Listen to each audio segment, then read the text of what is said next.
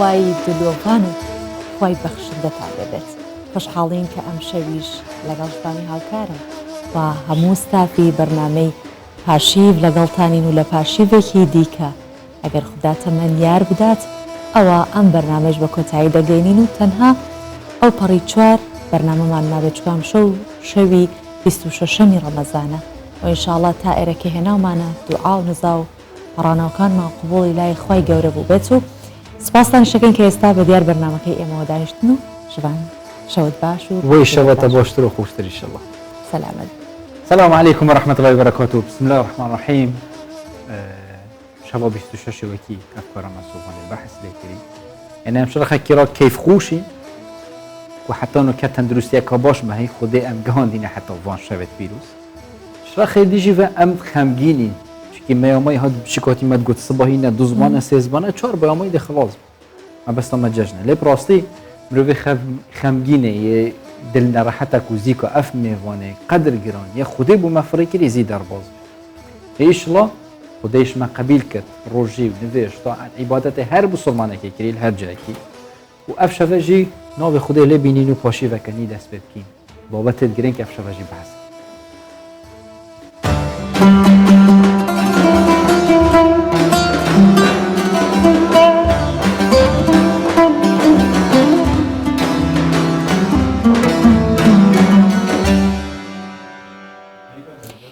ژوان جگە لە بەخشەندەیی خوددا کە باڵ بەسەر هەموو جیهاندا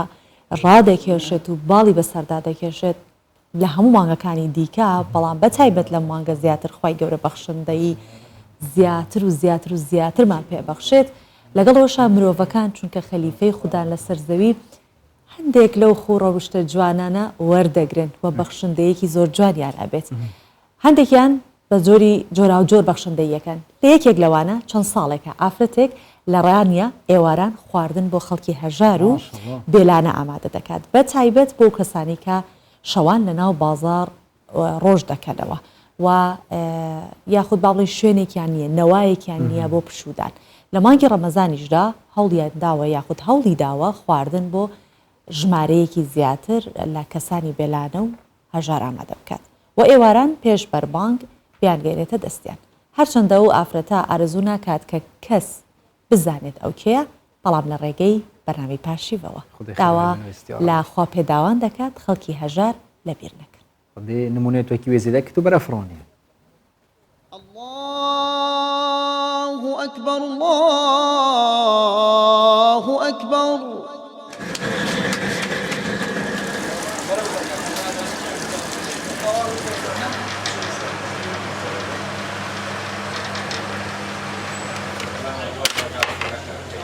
قەڵات لێران 100 مەتر دوورە لەوێ کۆمەڵێک ئافرەت و پیاوی بێسەرپەرشتی لێنە کەسیان نییە خواردنیان بۆ حازر بکە ئەو خواردنانە دەدرێ بە ئەوان ئەو زاد دەدرێ بە و ئەوانەی کە باری دەرونیان تاوانێت ناو بازار دەمێنەوە وە کۆمەڵە خوێندکار کە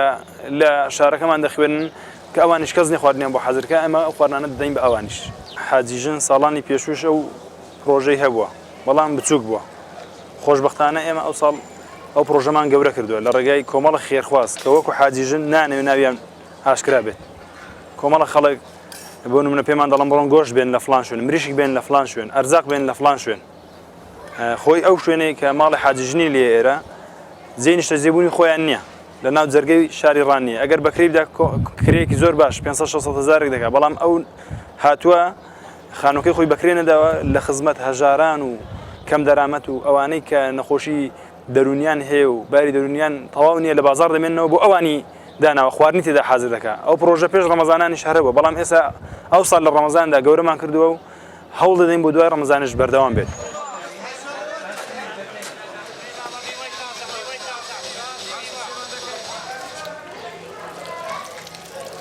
ئەو ڕۆژانی دوو نەوع خواردنمانە بۆ دوێنێ دوو نەوع خواردنمان هەبوو لە بانیانەوە دەستمان پێکرد بوو بەڵام ئەوڕۆ کە هەر یەک نەوع خواردنمانەیە لە سەعادیەکەوە دەستمان پێکردووە لە سەعادیەک هەتاک و بەربانگ پێش بەربانگ خواردنەکان دەبین و یان ئەو کەسانە دێن کە بۆ خۆیان لێرە دایبن ئێستا بە نمونە ئەوڕۆ کوبەمان دروست کردو دوێنێ کفتەمان دروست کرد بوو لەگە بریانی بانی هەپراقی دروست دەکەیت پێشتر گۆشتی مریشک و حیوان و فاسۆلیا و نۆکا و برنجمان دروست کرد بوو والحاصل ڕۆژانە خواردنەکانمان دەگۆڕین ئەوانەی خوا پێداون هەر شتێک بێن بۆ ئێرە لێ دەندرێت ئێستا وەکو بۆم باس کردی ئەوڕۆ ئافرەتێکی بۆ خۆم خێرمان پێ کردووە بەڵام ئەوڕۆ هاتووە بەخشویەتی بای 12000 نانی بۆ خوێن 100 نان یعنی خەڵکی فەقیرش هەیە لەو پرۆژەی ئێمە دەبەخشێت جگە لە دۆڵەمەندەکان خەڵکانەکەن لەو بازاڕە ینی هاوسەرەکانیان لە ژیاندا نەماون حەزیان بەرمونە لە خواردنێکی کوردەواریە وەکو پێم گوتی دۆکەشکە کاردووە ینی خواردنێکی کوردەواریە دانەوێت لێرە جیابرژیوەکە لێرە بۆیان لێ دەندرێت ئەگەر توانای کڕینی خواردنەکەیان نەبێت ئێمە بۆیان دەکڕین بۆیان لێ دەنێت دیارە خەڵکی فەقیر زۆرە بەڵام ئەو فەقیرانەی کە ئێمە دەستنیشانمان کردوون ئەوانە نین کە دەستپان دەکەنەوە ئێمە خۆمان دەستنیشانمان کردوون لە جیرانەکانیان لێمان کۆڵین کە ئەوانە جیران خواردنیان بۆ دەبە بۆ ئەم ئەو ئەرکامان لەسەر جیرانەکانیان لا بردە هەڵمانداوەتە سەرشانی خۆمان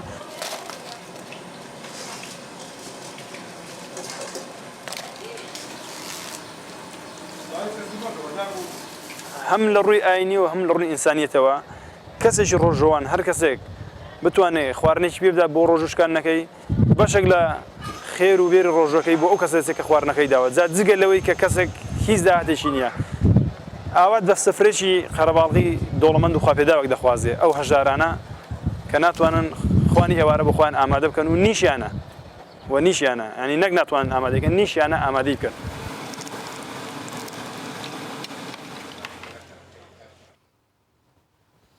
سوبحان وقتی مرۆڤ کەسێک تو ساڵ بینێت کەیفا مرۆڤی دێت ئینشەڵڵا یعنی هێشتا مرۆڤێت خێرێت مای و بەری ئەو خۆ تێرکردن دیارە ئەکی مژیلی فەقیر و هەژارە بەت بەری ئەو خۆ تێرکرد فەقیر و هەژارە تێرکرد ئەوێت کۆ محتاج خدای نمونەیەکی بێژنێ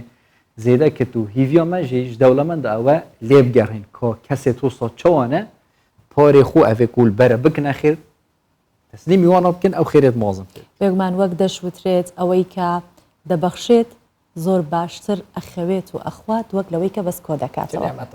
ماشەڵڵا ئێستا ئەم خاتونە ئەو حاجیە ژنە ئەبێت چەند مرتاح بێت لەخوا بەزیابەت و نمونەیان زۆر بێت ئینشاءڵڵا بجاری شڕۆنیە ئەم بەرە خوب دینە هەولێرێ بۆکە ڕاستە خو ئەفکارێمە سەرداش هەمێ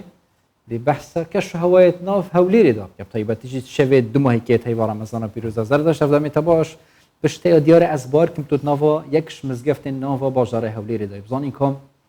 شەوێت دوماهیکێ و شەوێت لەیلەتەل قەدر چاوە خەلک مسلمان قەستە مزگەفت دادکن ji بووی ku vê şevê bilind û pîroz ragirin. دەم باش جوان دەم باش سۆڤان شەوا لەیلەتەل قەدر li we û مسلمانên Kurdistan û cîhanê pîroz be ez niha li daratû me yek li wan mizgeftên Kurdistanê me taybet şevên herî dawî ya manga Remezanê û taybet şevên leylet qedir مسلمانên cîhanê û taybet مسلمانên Kurdistanê destê xwe li ber Xwedê dilovan vedigirin dixwazim divê çarçoveyê de ji bo bînerên Kurdistan bûşar Mamoste Abdirezaq Çûmanî werbigirim bihtir زانیاریان جوار بگیرم پێویستە دوان ڕۆژین داویین پیرۆزە مسلمانان چ بکەن مام عەبدولرەزاق سپاس بۆ فێ دەرفەتێ ئەمها ناوێ وێ مزگەفتێژ هەگەر بۆ بینەران زەلال بکی تایبەت اون چاوە پێشوازیە لە شەوێن لەیلەتەل قەدر دەکەن بسم الله الرحمن الرحیم بەخێراتنی کەناڵی کوردستان کە کەی 24ەکەم کوردستان 24 دەستخۆشی لە جەنابەت و لە کاچی وێنەگرەکەم خوای گەورە موفقتان کە الحەمدوللا شەوانی قەدر لە هەموو مسلمانانی دنیا و مسلمانانی کوردستان بە تایبەتی پیرۆز بیت مزگەوتی ئێمە مزگەوتی سەید کەمال لە شارۆچکەی دارەتوو بەڵێ ناحیەی دارەتوو الحەمدوللا شەوانەدا ئەنیشین هەر دەشەوەکەی کۆتا مانجی ڕەمەزان لە 20 ڕەمەزان هەتا 30 ڕەمەزان هەر دەشەوەکەی دانیشین مسلمانان بە جۆش و خرۆشەوە دێن بۆ مزگەوت و ئەوانەی کە خوێنەوارن و ئەتوانن قورئان بخوێنن خەریکی کەلامی خوا ئەبن لەگەڵ خوا قسە ئەکەن و ئەوانەی تریش بە ذکر و بە دوعا و بە پاڕانەوە و بە لاڵانەوە و بە زەلیل بوون بەرامبەر خوای پەروەردیگار ڕازی دڵی خۆیان ئەنوێنن بەرامبەر خوای پەروەردیگار و ئەو شەوانە ئەکەنە غەنیمە و فەریسەیەک فرسەتێک بۆ ئەوەی بتوانن جۆخینێک و ئازوقەیەک بۆ قیامەتی خۆیان کە خوای پەروەردیگارە فەرمێت وتەزەودوا فإن خەیرە الزادی التەقوا ئەلەم شەوانە ئەم زاد و زەخیرەیە کۆ بکەنەوە بۆ ڕۆژی دواییان خی پەروەردیگار لیان قبولکە ئینشاءالله ئەلحەمدوللا بە ئیلتیزامەوە و بە ڕێک و پێچەوە هاتوچۆی مزگەوتەکەن و بە بێدەنجی و بە هادیئی بە کەشێکی پڕ لە ئارامی خەریکی خواپەرستین و لە کامێرەکەشەوە دیارە ئەلحەمدوللا هەموو شەوانیش لە ئێستا ئارامتر بووە لە دوای 1:30 شەویشەوە دەست بە شەو نوێژ و بەوانە ئەکرێت خەڵکێکی یەکجار زۆر دێ الحەمدوللا و ئەگەر پڕیش نەبێت چیوای نامێنێ مزگەوت یعنی الحەمدوللا خەڵکەکە ڕوو لە دینە و ڕوو لە دینداریە سەلامەت بێ یا ڕەبی. دخوازم پرسا داویش تبکم لفه داری لفه مزگفته دیاره جبلی بشه پیاوان بشه آفراتون جی هیا او جی پیشوازی لشوین لیل قدر دکن یا نه اگر بو من سرال الحمدلله وانش پیشوازی اکن و افرتان و خوشکانی شان بشانی پیاوان دین عبادت و پرستشی خویان زیبزی اکن و پیرین ما یکان و الحمدلله افرتان و خوشکانی باشیشان و الحمدلله خیزانیشم ملاجن هل خدمتی مسلمانان ده لو خدمت اکاتو خوشکان خریچی عبادت و پرستشو خوا پرستی خویان بخیر بین سرسر و سرچاون بخیر بین سرچاون بله جوان سوان الورجی دیارد و کو چوا خلق که اوین کو دشوین لیلت قدر دا برای خود نمزگفتین هریما کردستان تایبت و کو ما مستجیانی زمان دارتو کو قرآن دخونن دستی خال بر خود دلوان ودکن ایدید خوازن وی رنگیجی شوین خوی لیلت قدر در واس بکن و کتانی زمانجی کو ام داوین روزا ماه رمضان دانه وی خودش ترازی به تفکر ما زردش همه پای که راسته و خو هیچ نو و یکش مزگفتین باجار هولی لگیر مدابون گلک ممنون خود روزی و نویج و طاعت و عبادت وان کسا قبیل کتابت من که برف مزگفت و چم طیبتی جی به بهر نفش خیر و برکت وان شوید پیروز گلک ممنون بود خیر وان جیت تحسب کردم طیبتی جی بوی تفکر ما زردش یا جی چینه دیمه نفگوی طیبتی بو امشی بو خلکشی دگوازه توا بگمان ام شوانه زربه مسلمانان یا همو مسلمانان زربه زوریان خەریکی عیبادەتکردن وەتەوەری سەرەکی بەڕنامەکەی ئێمەش ئەمڕۆ هەر سەبارەت بە عیبادەت و بنیادنانی کۆمەڵگەیە لەو ڕۆوە ژبان لە ساڵی 2013 بۆ 2014 پڕفرۆشترین کتێب کە لە جیهاندا فرۆشرا بە ناوی It's Great Love واتە لێکۆڵینەوە لەبارەی ئەم کتێبە دەڵێ هیچ شوێنێک لە دنیای نییە کە خۆشەویستی و پەرستش و خواردنی تیانە بێ یعنی تەنانەت ئەگەر ئەو قەومە بوومیەکان کە لە شوێنێک ئەژین وەکو هندیە سوورەکانیان لەوێ هەر خۆشەویستیەک هەیە حتمما خواردنێک هەیە و کەسێک دەپەرسترێ شتێک ئەپەرسترێ واتە لەم دنیاە بوونی نییە کەسێک شتێک نەپەرستێ هەیە مەبدەئێکی وجودیە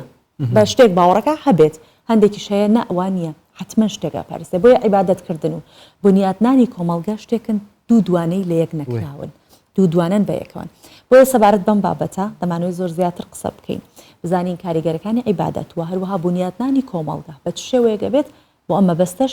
میوانداری پسپۆر یاخود دکتۆر ئومێد میکایل مامۆستای زانکۆ شارەزای شریعەتمان کردووە یاخوا بەخێر هاتی دکتۆرین گەلە بخێراتن انشاءالله ئەف شەوێت پیرۆز لە پیرۆز بنە خودی ڕۆژی و نوێژ و تاعەتەوە و هەمی مسلمانە قبول کرد جاز وارکم مەس هەموو دەرگەی بابەتی ڤەکین و پلەس بشینەتەوە بابەتی دا عیبادات وەختیان بەحەسکین بەشە کشوانە عیبادات تاکن بشه مازنویت فرضت گلک پیروز الدف خود عبادات بکومن کما بس تماشی طیبتی جو بنیادان کمالگی زیاتر عبادات کوم ید گرنت حساب کردن نویجاب جماعت چون خود بیه روزی گرتنا هی و رمضانیه چون حجیه بود چی گرنگیه که زیاتر یعنی شلای خدای مازنویت نوا آیات قرآن پیروز حتی پیغمبر صلی الله علیه و سلم تأکید السروان عبادات و کیم بیشین دست جمعی کریه يعني من بيجين جماعات كريه. بسم الله الرحمن الرحيم. الحمد لله والصلاة والسلام على رسول الله وعلى آله وصحبه ومن والاه. سبارت بولام بسيارك زنابت طبعا خوي قورا كعبادتي دانا وبمروفا كان خوي قورا بمنتها لوي كمروفا كان بندايتي بكن هرتسن بيت بيغمبري خوا دا فرمي لحديثي كا فرمي حديثي جي قدسي دا فرمي خوي قورا دا فرمي بندكاني من اگر بيتو ايوه هر هموتان لەسەر دڵی باشترین بەندەی من بن هەر هەمووتان بەردەوام لە سوزدەدا بن لە کڕنۆژدا بن هیچ لە مڵکی من زیاد ناکە ئەگەر هەر هەمووشی خەریکی گوناح و تاوان بێ هیچ لە مڵکی خوددا کەم ناکە کەواتە عیبادەت فەرزکردنیش لەسەر مرۆڤەکان هەر بۆ خزمەتکردنی خودی مرۆڤە بۆ خزمەتکردنی خودی مرۆڤە لەبەرەوە ئێمە پێویستە زۆر پێشەوەی کە عیبادەت ئەنجام بدەین تێگەیشتنێکی تەواومان هەبێ وعیمان هەبێ ثەقافەتی باشمان هەبێ ئەم عیبادەتە خوددا بۆچی لەسەر منی فەرز کردووە لەسەر تۆی فەرز کردووە جا هەر یەک لەو عیبادەتانەی کەوا خوددا فەرزی کردووە عیبادەتی وا هەیە ڕۆژانە بەردەوام دووبارە دەبێتەوە وەکو نوێژی جەماعەت عیبادەتی وا هەیە وەرزیە وەکو ڕۆژوو وەکو حەج عیبادەتی وا هەیە ساڵانەیە عیبادەتی وا هەیە مەسەلەن بە ماڵ دەکرێ عیبادەتی وا هەیە بە بەدەن دەکرێ هەر یەک لەو عیبادەتانە کە خودای گەورە فەرزی کردووە لەسەر مسلمانان بۆ مەسلحەتی خودی مرۆڤەکانە بە جۆرێشتر برین بۆ بنیاتنانی کۆمەلگایە بۆ بنیاتنانی کۆمەلگایە چونکە هەموو عیبادەتێک زۆر جاری وا هەیە ئێمە غەڵەت لە عیبادەت تێگەیشتوین وا هەست دەکەین کەوا عیبادەت تەنها عیلاقەیەک و پەیوەندیەکی ڕوحیە لە نێوان بەندە و خوددا هیچ پەیوەندی بە هەڵس و کەوتی مرۆڤەکان و بە پەیوەندی خزمایەتی و بە جیرانەتی و بە هەڵسوکەوتەکانی دەرەوە نییە بەڵکو ئەمانش هەمووی بەڕاستی تێگەیشتنی غەڵەتن لەبەرەوە ئێستا پێویستە ئێمە وەکو مسلمان زیاتر پێداچوونەوە بە عیبادەتەکانمانەوە بکەین ئەگەر بێت و عیبادەت هەر عیبادەتێک نەبێتە پتەوکردنی پەیوەندی کۆمەڵایەتی هەر عیبادەتێک نەبێتە هۆی دروستکردنی کۆمەلگایەکی ساخلەم بزانە نەقسێک کەم و کوڕیەک لەو عیبادەتەدا هەیە لەبەرەوە من دەڵێم هەر کەسێک پەیوەندی لەگەر خوددا تەواو بێ مستحیلە دەبێت پەیوەندی لەگەر هەموو مرۆڤەکانی سەرزەوی تەواو بێ پەیوەندی دەبێت تەواو بێ هەر کەسێک پەیوەندی لەگەر خوددا تەواو نەبێ پەیوەندی لەگەر مرۆڤەکان تەواو نییە هەر کەسێکش بە پێچەوانەوە پەیوەندی لەگەر مرۆڤەکان تەواو بێ پەیوەندی لەگەر خوددا تەواوە ئەگەر نا نەقسێک دەبێت لە پەیوەندیەکانی لەگەر مرۆڤەکان زۆر لەوانەیە پرسیار بکەین بڵێن کەسی وا هەیە پەیوەندی لەگەر مرۆڤەکان تەواوە بەڵام لە نێوان خۆش و خوددا تاوانبارە مستحیلە ئەو کەسە بتوانێت تاسەر پەیوەندیەکانی لەگەر مرۆڤەکان تەواو بێ هەر دەرزێک یعنی کێشەیەک لە پەیوەندیەکانی هەردوو دەست دەبێ لەبەرەوە دەبینی ئەگەر بگەڕێەوە سەر ژیانی پێغەمبەری خوا درودی خوای لەسەر بێ دەبینی لەبەرەوەی بە عەمەلی عیبادەتی تەطبیق دەکرد یعنی عیبادەتەکەی وەکو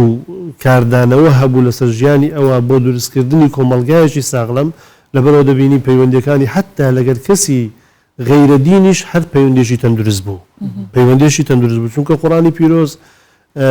سنەتی پێغەمبەری خوا درودی خوا لەسەر بێ نەهیمان لێ ناکات لەوەی کە ئێمە پەیوەندیمان تەندروست بێ لەگەر غەیرە دینیشە ئللا ئەگەر کاتێکەوە دوژمندار بێ یان شەڕت بکە دژایەتیت بکاتن ئەگەر ناتەن پەیوەندی ڕێگریت لێ ناکات لەبەرەوە دەبینیم هەندێک لە زانایان زیرانی وایان هەبووە کە بۆ نمونە مەشروب خۆر بووە یان مەسەلەن غێر موسڵمان بووە بەڵام دەفەرمووی کاتێک کە ئەو کەسە ویستیەتی خانووەکە بفرۆشی داوای دوو قیمەتی کردووە گوتیتیان لەبەرچی داوای دوو قیمەت دەکەی خۆ ئەوەندە ناکە قیمەتەکەی هەر بۆ نمونە 10,000 درهەمە ئەو گوتیتی 20,000 درهەم گوتیتی وڵات 10,000 درهەم قیمەتی خانووەکەیە 10,000 درهەمیش جیرانەتی باسی ئەبوو حەنیفە دەکا ڕەزا و ڕەحمەتی خوای لێبێ دەڵێ زیرانی وا بەڕاستی بە قیمەتێکی وا لەبێ ناکردرێ یعنی هەموو ئەمانە پێمان دەرێن کە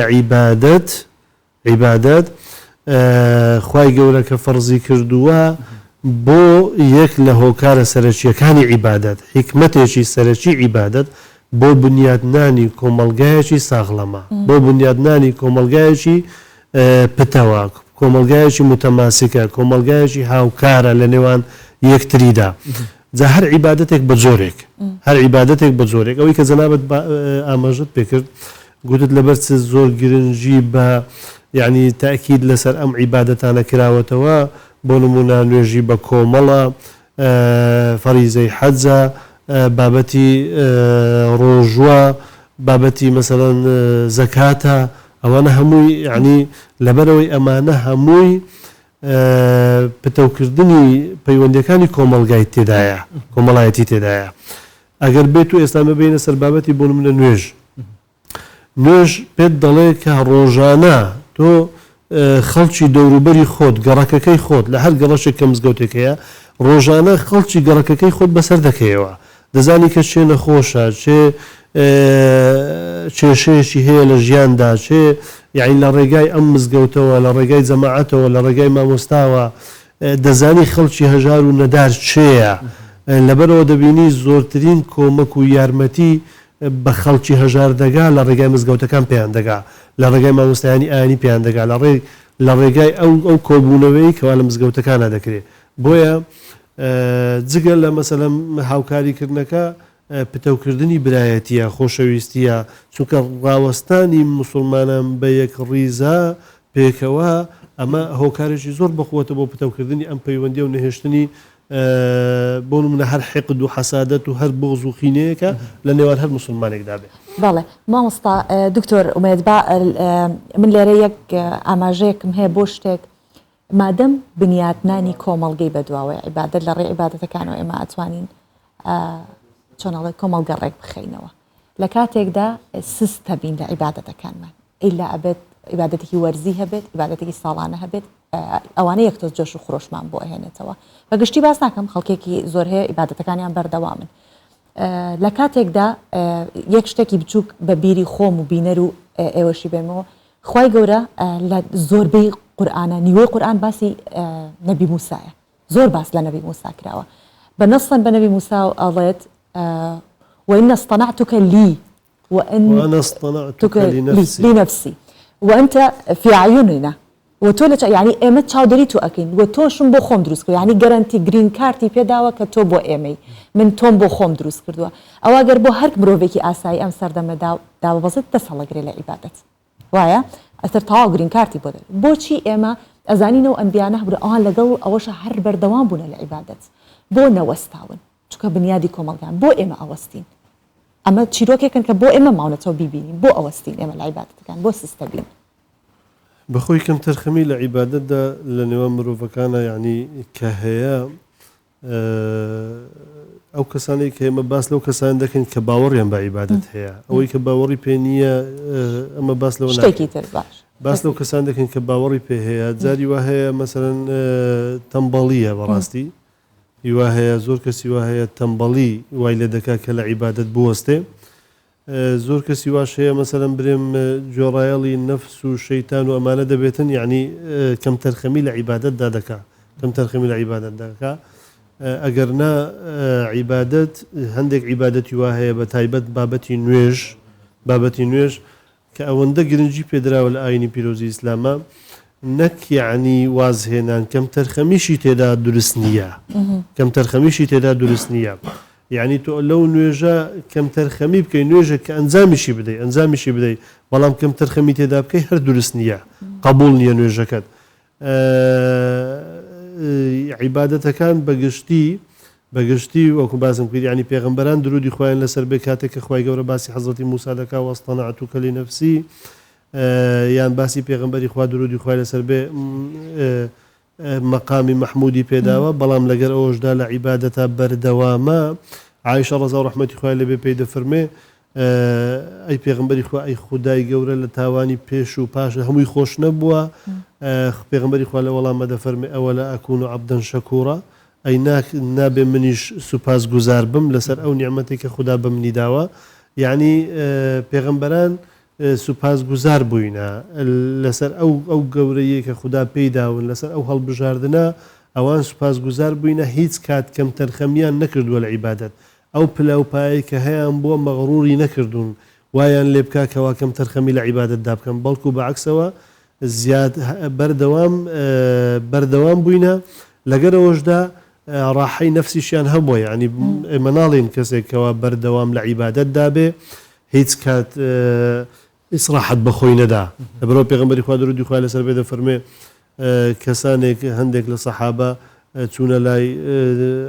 عایشە ڕەزا و ڕەحمەتی خوای لەبێ پرسیاری عیبادەتی پێغەمبەری خوایان کرد پێغەمبەری خوا درودی خوا کاتێک کە وەڵامی دانەوە ئەو یەکەشیان گوتی من بەردەوام بە ڕۆژوو دەبم یەشیان گوتی من ژن ناهێنم یەشیان گوتی من بەردەوام شەو نوێژ دەکەم و نانم کاتێک کە پێغەمبەری خوا ئەمەی زانی فەرمووی ئەمە دین نییە من نوێژ دەکەم و دەنومیش دەخەوم بە ڕۆژوو دەبم و فتاریش دەکەمەوە ژنیش دێنم هەر کەسێک لە سونەتی من لا بدا لە من نییە کەواتە ئیسلامەتی نەیگوتووە مرۆڤ دەبێ خۆی بکوژێ بەڵام کەم تەرخەمی لە عیبادەتدا وا دەکاکەوە درست بکەوێتە نێوان تاکەکانی کۆمەلگادا درست بکەوێتە نێوان مەسەلەن پەیوەندەکانی کۆمەلگادا لە عیبادەتدا بۆ نمونە ئێستا لە بابەتی ڕۆژوو حکمتێکی زۆر گەورەی تێدایە کاتێک کە هەموو مسلمانان پێکەوە بە ڕۆژوو دەبن ئەو کەسێکەوە بە ڕۆژوو دەبێت زیاتر هەست بە ئاخ و ناڵی کەسی هەژار دەکات پێش ئێستانگۆ باستان لە ئافرەتێک کرد کەەوە لە ڕانیا خواردن بۆ خەڵکی فەقیر و هەژار و نەدار ئامادە دەکات مرۆڤ کاتێک کە بە ڕۆژوو دەبێت هەست دەکات کە برسێتی دەردێژی چەند کوشندەیە کاتێک کە هەستی بەم بابەتە کرد زیاتر ویژدانی دەجوولێ لایەنی دینی ینی پاڵی پێوە دەنێ لە بۆ ئەوەی کەوا خێر بە هەژار و نەدارەکان بکە دەستی باتە ژیرفانی لەوەی کە خوا پێی داوە لەبەرەوە دەبینی ڕەمەزان لە ڕەمەزانە زۆرترین خێر و سەدەقا زەکات لە ڕەمەزانە خەڵک دەیکاتن جگە لەوەشدا یعنی فتارکردنەوە ینی بە فتارکردنەوەی بە کۆمەڵ هەیە و هەروەها نوێژی تەراویح لە مزگەوتەکانە کە خەڵک کۆ دەبێتەوە ئەمە هەموو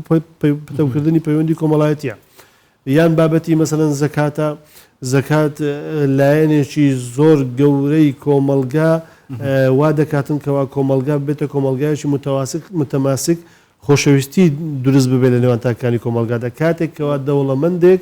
لەو ماڵی کە خوددا پێی داوە دەدا بە فەقیرێک بە هەژارێک ئەمە بنیادنانی کۆمەلگایە بنیادنانی کۆمەلگایە چونکە کاتێکەوە ئەتۆ هەژار و فەقیر و نەدارت دەبێت لە ناو کۆمەلگادا کێشە دروست دەبێت لە هەر کۆمەلگایەک ڕێژەی هەژاری بەرز بووە کێشە زیاد دەبێت لایەنی ئەمنی دەکەوێتە خەتەر لایەنی ئەمنی دەکەوێتە خەتەر چونکە برسێتی وەکو کوردەواری خۆمان قسەیەکیە دەرێ برسێتی ڕێگەیەکی لە هاریە جا خەڵک کە برسی بوو دەست دەباتە بەر جەریمە دەست دەباتە بەر دزی دەست دەباتە بەر ڕێگری ئەمانە هەموو واردە لە کاتی برسێتیدا لەبەرەوە یەک لە سەحابەکان ئەبوزەڕی غەفاری ڕەزا و ڕەحمەتی خوا لێ بێ دەفەرمێ سەیرم بە کەسانێک دێ کە برسینە چۆن یعنی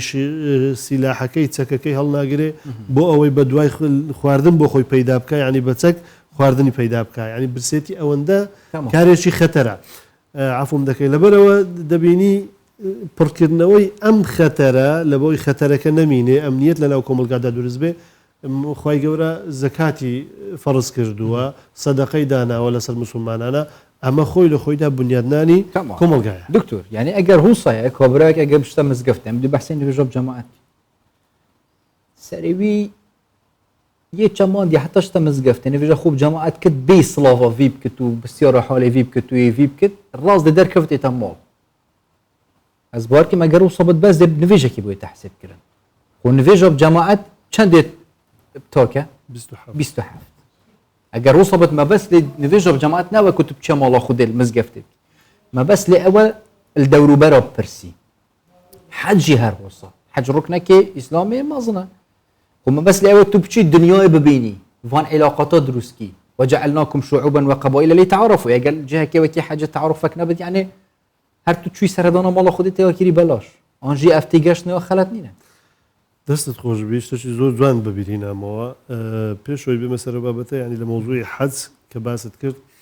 حەج فەلسەفەیەکی زۆر گەورەی تێدایە هەموو خەڵکێک لە هەموو چین و توێژێکدا پێکەوە لەو شوێنە کۆ دەبنەوە بە یەک جلوبەرێک بە یەک شیعار بەبێ ئەوە هیچ جیاوازیەکە بێ پلەدار بێ پلە فەقیر دەوڵەمەند هەر هەمووی پێکەوە عەرەب کورد فورس تورک هەر هەموو قەومیەتێک هەمووی پێکەوە کۆ دەبتەوە ئەمە نیشانەی ئەوەیە کە ئەنگۆ لە لای خوددا هەمووتان یەکن هەمووتان یەکن جیاوازی لە بینی کەستان نییە ئەوەی کە جیاوازی هەیە تەنها تەقوا جیای دەکاتەوە نزیکیت لە خوددا چەند بسوڵحێ لە بۆ خوددا ئەوە زیاد دەکاتەوە ئەگەرنە هەمووتان یەکن ئەوەی کەوە زۆر خاڵشی زۆر گرنگت بەبیری نامەوە بابەتی عیبادەت ئەگەر بێت و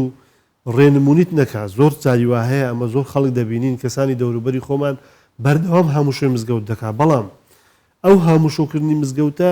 نەبوویتە هۆکارێک بۆ ئەوەی کەوە ئەو ببێتە عامیلی خێر هۆکاری خێر ببێت ئەوەی کەوا مەسەلەن خەڵک چاوی لێ بکە بەڵکو بەعکسەوە دەبینین جاری وا هەیە هەندێک شت هەیە لەناو کۆمەلگای ئێمەدا زۆر بەداخەوە ئێمە گرنگی پێنادەین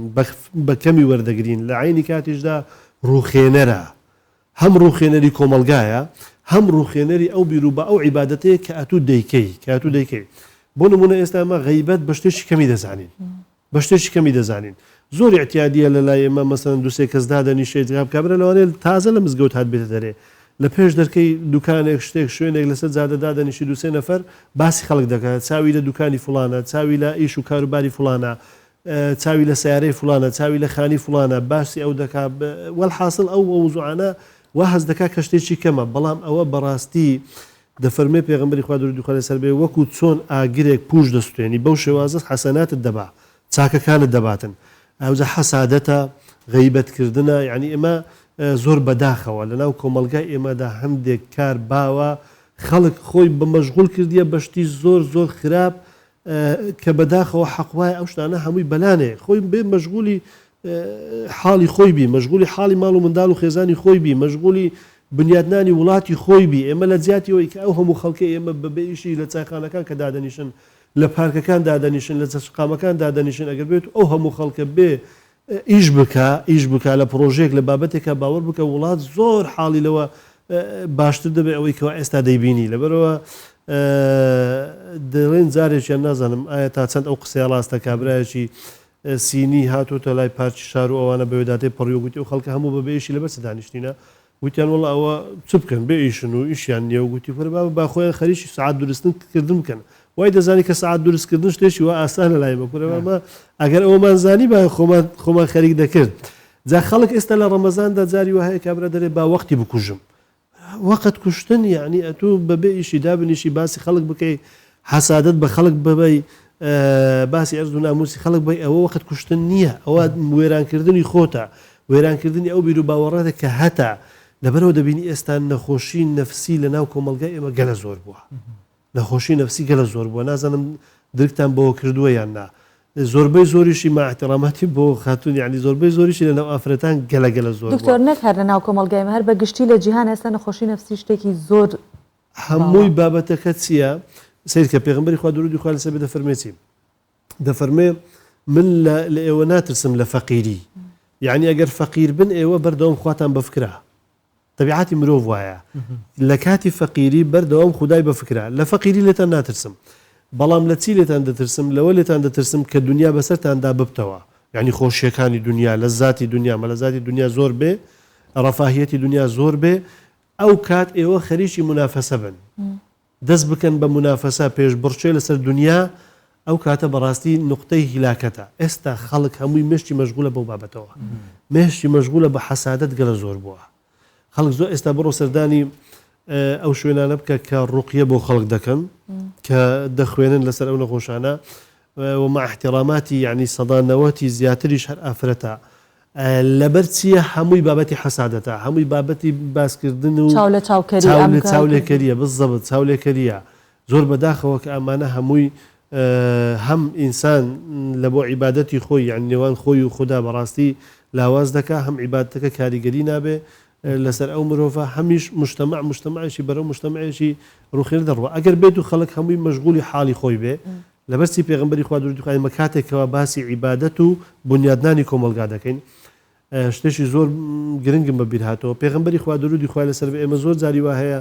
معاملە و عیبادەت لێک جیا دەکەینەوە هەموویان معاملە عیبادەت یعنی نوێژ و کڕین و فرۆشتن هەمووی بۆ بنیادنانی هەمووی بۆ پتەوکردنی پەیوەندی خدا و مرۆڤەکان پێکەوە هەمووی پێکەوەیە پرسیارەت لێ بکەم دکتۆریانی هیچ عیبادەتێک هەیە بڵین ئەم عیبادەتە فەردیە و تاکیە لە تەنها لە بینی من و خوددایە هیچ پەیوەندی بە کۆمەلگەوە نیە کە دیتە خوارەوە ئەگەڕیتە ڕیشەکەی بینی هەر دیسانەوە بۆ هەموو عیبادەتێک پەیوەندی بە پتەوکردن یعنی بە مەوزوعی کۆمەلگاوەیە لەبەرچی ئەگەر کەسێک شەو نوێژ بکات لە نیوەی شەودا تەنها لێوان خۆی و خوددا کەس ئاگای لێ نییە هەر بۆ پتەوکردنی پەیوەندی کۆمەڵایەتیە لەبەرچە چونکە ئەو کەسە فێر دەبی کە بەڕاستی کەس ئەزیەت نەدا لە ڕێی ئەو عیبادەتەوە فێر دەبی کە کەس ئەزیەت نەدا حەسادەت بە کەس نەبا غیبەتی کەس نەکا بوختان بۆ کەس هەڵ نەبەستێ چاکەی بۆ خەڵک هەبێ لە ڕێگای عیبادەتەوە فێر بوو کەواتە بۆ پتەوکردنی پەیوەندی کۆمەڵایەتەکە بوو لەبەرەوە دەبینی پێغمبەری خوا درودی خوا لەسەر بێ بە یەک وشە پێناسی دینمان لەبۆ دەکا عیبادەت بە یەک وشە الدین المعاملة دین چییە؟ معاملەیە معاملەی مرۆڤ لەگەر مرۆڤەکانە تۆ تەندروست بی بەخوای ئەگەر بێت و معاملەکە تەندروست نەبێت چەند عیبادەت بکەیت دەفەرمێ ئافرەتێک لە سەردەمی پێغمبەری خوا درودی خوا لەسەر بێ وفاتی کرد گوتیانەی پێغمبەری خوا فڵان کەس وفاتی کرد کەسێکی زۆر دیندار بوو نوێژ و ڕۆژ و شەو نوێژ و هەمووی هەبوو بەڵام غیرە ئەنها تؤذی جیرانەها تەنها جیرانەکانی ئەزە دەدا پێغمبەری خوا فەرمی هي في النار بەڵام گوتیان فڵان کەس ئەوەندە دیندار نەبوو نوێژ و ڕۆژەکانی دەکرد بەڵام وەکو ئەو دیندار نەبوو بەڵام بەڕاستی زۆر باش بوو لەگەڵ جیرانەکانی فەرمی هي في الجنة ئەو ئەهلی بەهەشتە کەواتە ئەگەر پەیوەندیت لەگەر کۆمەڵگا سەقەت بوو عیبادەتەکەت بەڕاستی خدا چونکە ئەو عیبادەتەی لەسەر فەرز کردووی بۆ ئەوەی کەواتۆ خێر و بێت بۆ کۆمەلگا بێ چونکە پێغمبەری خوا دەفەرمێ درودی خوا لەسەر بێ خەیر الناس ئەنفعهم للناس باشترین کەس ئەوەیە کەوا سوودی لە بۆ خەڵکە بێ سوودی لە بۆ کۆمەلگا هەبێتن لە حەدیثێکدا دەفەرمێ ئیماندار بڕوادار کەلغەیثی وەکو غەیث وایە بارانی ڕەحمەت لەکوێ بوەرێ لەکوێ بکەوتە خوارەوە سوودی هەیە بەروبەرهومی هەیە لە بۆ خەڵک تەنانەت دین مامەڵەیە نەک لەگەڵ مرۆڤەکان لەگەڵ خوددایشە چونکە هەر کاتێک ئێمە چاکەیەکەکەین چاڕوانین ئەڵێ لەوە باشتر هەیە کەس قەرز بە خوددا بدات چەند ئەوەی تر ئەگەڕێتەوە بەستمەوەیەکە ئێمە بەس نەیخینە قاڵبی ئەوەی کە دین مامەڵەیە لەگەڵ یەکتریە با مامەڵێکیش لەگەڵ خوایە بێت ئەکید مامەڵەیە لەگەر خوددا ئەوە سلعی خوددا ئەلا ئینە سلعەتە الله پێغمبەری خوا درودی خوا لەسەر بێ دەفەرمێ ئەلا ئینە سلعەتە الله غالیە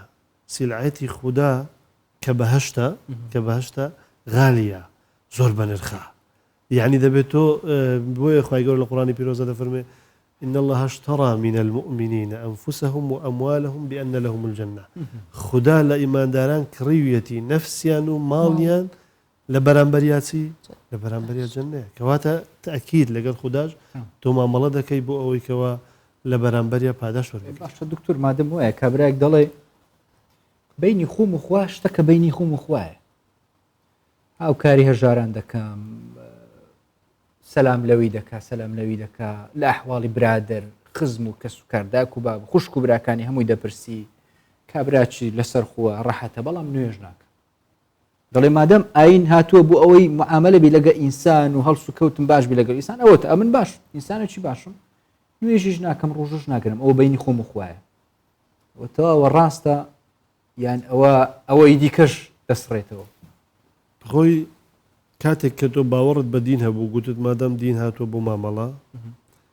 ئێستا بۆ نمونە تەشبیهێنێ مەسەن بۆ نمونە ئێستا تۆ دەڵێی قانونەکانی حکوومەت بۆ نمونە باسی قوانینی هاتوچۆ دەکەین لە مەسلحەتی بەرژەوەندی ئێمەیە لە بەرژەوەندی ئێمەیە دەڵێ وەڵام من سیارەکەی سەریع لێ دەخڕم بەڵام داعم ناکەم گوێ نادەمە قوانینی حکوومەت حکوومەت بۆی هەیە ئەگەر داعم ناکا غەرامەی ئەو کەسە بکە بۆی هەیە غەرامە بکە پرسیار ینی من طبعا دانرا مەسەن لە 80 زیاتر دەبی نەڕووی وەنیە ئەو قانونەکە دەبی دێبەجێ بکرێت حتى ئەو ئەگەر داعمیش نەکا لە کەسیش نەداتن یعنی حادسەش ڕوونەدا هەر دەبی غەرام بکرێت لەبەرەوەی قوانینەکانی بەزاندووە ونیە یعنی لە سنووری خۆی بە سنووری کەسێشکە بەزاندووە مەرجش نییە بەردەوام بتوانێت کەوا سەلامەت بێ لەوانەیە ڕۆژێک تووشی حادسە بێ وەنیە ئەو کەسە کە گەر باوەڕی بەوە هەیە کە عیبادەت بۆ پەیوەندی کۆمەلگا هاتووە هەر ئەو خوددایەیە کە ئەو باوەڕی پێ هەیە نوێژی لەسەر فەرز کردووە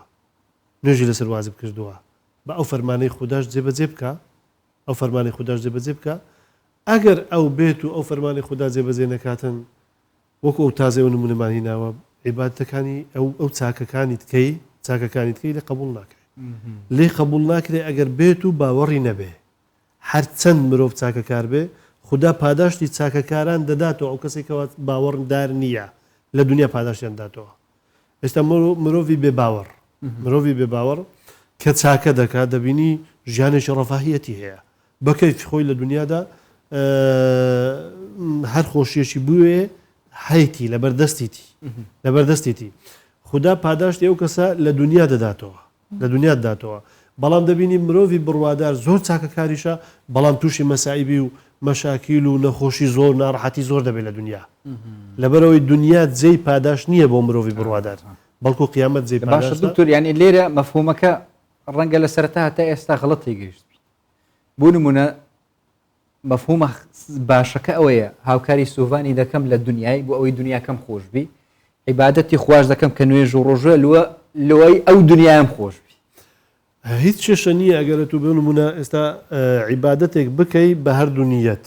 بە هەردوو نیەت بەڵام دەبێت نیەتی سەرەتا خالیسم بۆ خوددا بێ ئێستا بۆ نمونە حەج دەکەی ئەتو حەج دەکەی بۆ خوددا حەج دەکەی بەڵام لە ڕێگای حەجیشەوە دەتەوێت تیجارەتێک بکەی چی تێدا نییە گوناح نییە نەسی ئاەت خوای گەورە پێمان دەفەرمێ دروستە بۆ ئێوە ئەگەر لە ڕێگەی هەم لە سەفەری حەجە داوای تیجارەت و بازرگانی و معاملە بکەن گوناحتان پێناگاتێ دروستە ئەتو سەدەقەیەک دەکەی بۆ نمونە سەدەقەیەک دەکەی مەبەستت پێ خوددایە بەڵام لە عینی کاتیشدا دەتەوێت بەڵایەکت لەسەر دەفع بێ چاکەیەکت بۆ بێ خێر و بێر لە ژیان تا زۆر بێ احتیادیە دروستە خوددا بەو نیەتەی تو ئینشاءڵڵا پێت دەدات دکتۆر لێرە باسی هەندێک لە بەشەکانی چۆنەڵێت گوێی زەوی بکەین لە مەکەیەکی بەو پیرۆزیە کە عیبادەتێکی زۆری تیاکرێت بارانێک نابارێت لە خەتی ئیستیوا احتیمالە لە ڕۆژێکە چەندین میلیم باران ببارێت ئەمە قودسیەتیان جیاوازە یان بۆ نمونە لە مەکەیەک کە هیچ لە سەحرایەکی قاحیلەیە بەڵام لە کەنەدایەکە دار و دارستانێکی زۆری لێ خەڵکێکی وا عیبادەت نەکا لێرە عیبادەتێکی زۆرەکرێت ئەو مەفهومە خەتەئەکە لە لای خەڵک دروست بووە کە کۆمەلگا لە هەندێک شوێن خۆشگوزەرانیە لە هەندێک شوێن خۆشگوزەرانە بۆ لەوێ عیبادەت هەیە کەچی خۆشگوزەران نییە خەڵکەکە لە شوێنێکی تر نییە بەڵام خەڵکەکەی خۆشگوزەرانە ئەمە لە چ منتەڵەقێکەوە بەبیر لێ بکرێتەوە بەخۆی زۆر جاری وا هەیە و پرسیارە لەناو خەڵکیش دەکرێت باشە لەبەر چ خوددا کەعبەی لە شوێنێک دانا کە نەکەرەوە هەر قودسیەتەکان شوێنەکان قودسیەتی جیاوازیان بڵێیان لەبەرچ لە شوێنێکی وەکو ئەو شوێنانەی دانەنا کە خەڵک دڵی بۆ بچیتون و مەسەڵ بابەتان بەخۆی مەکە یان مەسەن هەر ئەو بابەتانی کە واز دەکەی مەبەست لە سەردانی مەسجد الحەرام یان حەج عیبادەتە بەندایەتی خوددایە ئەگەر بەهات بۆ نمونە ئێستا لە شوێنێکی سیاحی باە ئەو خەڵک لە بۆ سیاحەت دەچوو خەڵک لە ئێستا هەر هیچ کەسێک بۆ سیاحەت ناستەمەکە هەمووی لە بۆ عیبادەت و لە بەرخاتری خوددا دەچێت لەبەرەوە خوای گەورە کاتێک کە حەزرەتی ئیبراهیم منداڵەکانی لەوێ بەجێهێشت على نبينا عليه السلام دفرمي خدايا من منداڵەکانی خۆم بوادin غير ذي زرع عند بيتك المحرم لدولك كهيث زراعته تراتي لێ نییە هەر ئاویشی لێ نەبوو جاخوای گەورە دەفەرمێ فەجعل ئەفئیدەة الناس تهوی إليهم لەسەر زمانی حەزرەتی ئیبراهیم دەفەرمێ خوای گەورە پێی فەرموو تۆ بانگ بدە و ئێمە خەڵک ئاگادار دەکەینەوە و خەڵک بۆ خۆی دڵی لە بۆ شوێنەکە دەچێت بۆ خۆی دڵی لە بۆ شوێنەکە دەچێت خەڵک بەدەستە خۆی نییە دڵی لە بۆ شوێنەکە دەچێت ئەوە شتێکی ئیلاهیە ئەوە شتێکی ئیلاهیە وەکو باسمان کرد یعنی خۆشگوزەرانی دنیا خوددا بە هەموو کەسی دەدا خوای گەورە لە قوڕانی پیرۆزە دەفەرمێ ئەگەر لەبەر دڵی بڕواداران نەبایە ئێمە ئەوەندە ماڵ و سەروەتمان بە ئینسانی بێ باوەڕ و کافر دەدا حتا سەقفی ماڵەکە نیشان کرد با زێڕ و زی و ئەوەندەمان پێدەدان بەڵام ئەو کات تەماحیان دەچووە ژیانی و گوزەرانی بێ باوەڕەکان لەوانەیە ببایە هۆکاری ئەوەی کەوا دینەکەی خۆیان بەجێهێشت باە لە دنیا وەکو تازە گوتم یعنی خوددا پاداشتی بێ باوەڕ دەداتەوە بۆ نمونە ئێستا لە دووەلی ئەوروپی دادپەروەریە نیمچە دادپەروەریەک هەیە لە نێوان کۆمەلگادا لە دەسەڵاتدا لە دەسەڵاتدا خوددا بەقەدەر ئەو دادپەروەریەکە هەیەی خۆشگوزەرانی پێداون خۆشگوزەرانی پێداون فەلیەت حەکو قەلیل لەوە لێ بکوکەن بز لە دنیادا بەڵام دەبینی لە وڵاتی موسڵمانان زۆربەی وڵاتانی موسڵمانان دادپەروەری نییە لەبەرەوە دەبینی مەشاکیل زۆرە مەشاکیل زۆرە لەبەرەوەی دادپەروەری نییە لە هەر شوێنێک دادپەروەری هەبوو خوددا بەرەکەتی دێختێ با کافریش بێ با کافر و بێ باوەڕیش بێ ئەوە پەیوەندی بە عیبادەتەوە نییە پەیوەندی بە دادپەروەریەوە هەیە دادپەروەری بەڵێ دادپەروەری منبعی بەرەکەت و خۆشگوزەرانیە لە هەر وڵاتێک ئەگەر بێت و دینیش نەبێ یعنی دینداریش نەبێ خوددا ئیلا بەقەدەر یعنی لە پاداشتی ئەو دادپەروەریان هەر دەداتەوە دکتۆر دەیانداتەوە بنیەتنانە کۆمەڵگەیش خێزانێ بخۆیە ناو بینە ژنومێرە دایک و بابات گەل عیالی زانێک کابراایکی هەی گەل خەلکی گەلێکی باشە نوێژ و عیبادەت خوشی مەزبیتە بەس هەر ئاگەش خێزانە خونینەوە حیاڵێ خونینەوە حیاڵێ خو چاوەڕات بت کیڤە چت گەلکێت تەسەڕفێتکن ئاژێنینە بەسوەکە دی هەمی خێرات کە تو هێواری کارێژت گەحەت گەل خەلکیژی بەس ئاگای لە ماڵ و مناڵی خۆی نییە باش ئەوە پاداشتی دەگاتێ یان گوناحی دەگاتێ بەخۆی پێغمبەر کابرا هەیە مەسەن قسە لەگە داچ خۆش ناکە مەسەن لەگەری تووڕە بۆ دەرەوە بەخۆی دین کە هاتیە وەکو گوتمان کاتێک کە لە بۆ پەیوەند پتەوکردنی پەیوەندی کۆمەڵایەتیە ئەلەقرەبوون ئەولا بالمعروفی چێ لە هەمووان لێت نزیکترە یعنی ئیسلامەتی دین لێ سەری واجب کردی زیاترین هەموو کەس چاکە لەگەڵ کەسە بکەیت بۆ نمونە داک لە هەموو کەس نزیکترە لە مرۆڤ داک و باب داک نزیکتریشە لە باب یعنی پێغمبەری خوا دووری خواسە ئوموکە ثم باب لەبەر ئەو هەر کەسێک پەیوەندی لەگە داچی خراپبی سیلەی ڕەحمی بپچڕێنی لەگە داچی بپچڕێنی عیبادەتیشی قبول نییە هەرچەند ئەو کەسە خۆی ماندوو بکاتن حتا داک لێ ڕازی نەبی خدا لێ ڕازی نابی لێ قبول ناکە بەهەش لە ژێر پێی دایکانە لە ژێری پێی دایکانە جا ئەگەر کەسێک بە ناوی دینداری بڵێ وەڵا من بە ناوی دینداری پەیوەندیم لەگەر داکەم پچڕاندووە وانە ڕاست نییە چونکە دین ناڵێ پەیوەندی لەگەر داکەت بپسڕێنە حتا ئەگەر ئەو داکە دینداریش نەبێ نوێژ نەکا ڕۆژ و نەگرێ پێویستە تۆ هەر لەگەری باش بی نەک هەر نوێژ نەکا و ڕۆژ و نەگرێ ئەگەر بێ باوەڕیش بێ وەکو ئیبراهیم عەلەیهی سەلام و ئازەری باوکی حتى خوای گەورە لە نەسی قورئانی پیرۆزە دەفەرمێ وئین جاهداك على أن تشرك بي ما ليس لك به علم فلا تطيعهما بەڵام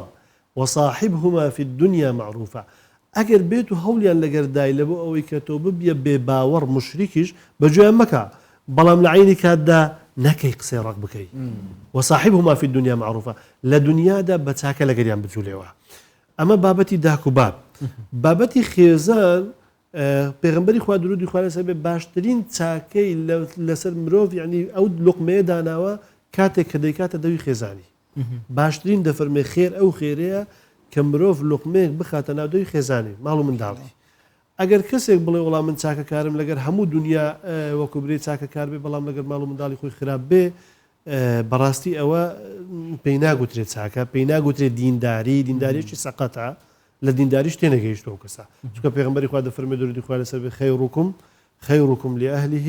وأنا خەیڕوکم لأهله زۆر سپاس دەستەکانت خۆش بێ دکتۆر ئومێد میکایل ئینشاءڵڵا عیبادەتەکانمان خاڵیسن مخلیسن بۆ خوا بێت لەگەڵەوەشە بیرلەوە بکەینەوە کە ئەوە هەمووی ڕیشەکەی بۆەوە گەڕێتەوە کە ئێمە بنیادی کۆمەڵگە بنین زۆر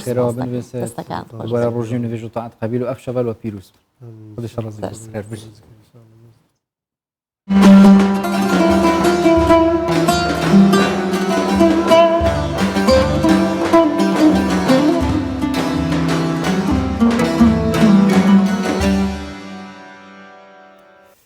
کورد و کرمانجی سوڤان هەردوو هەمە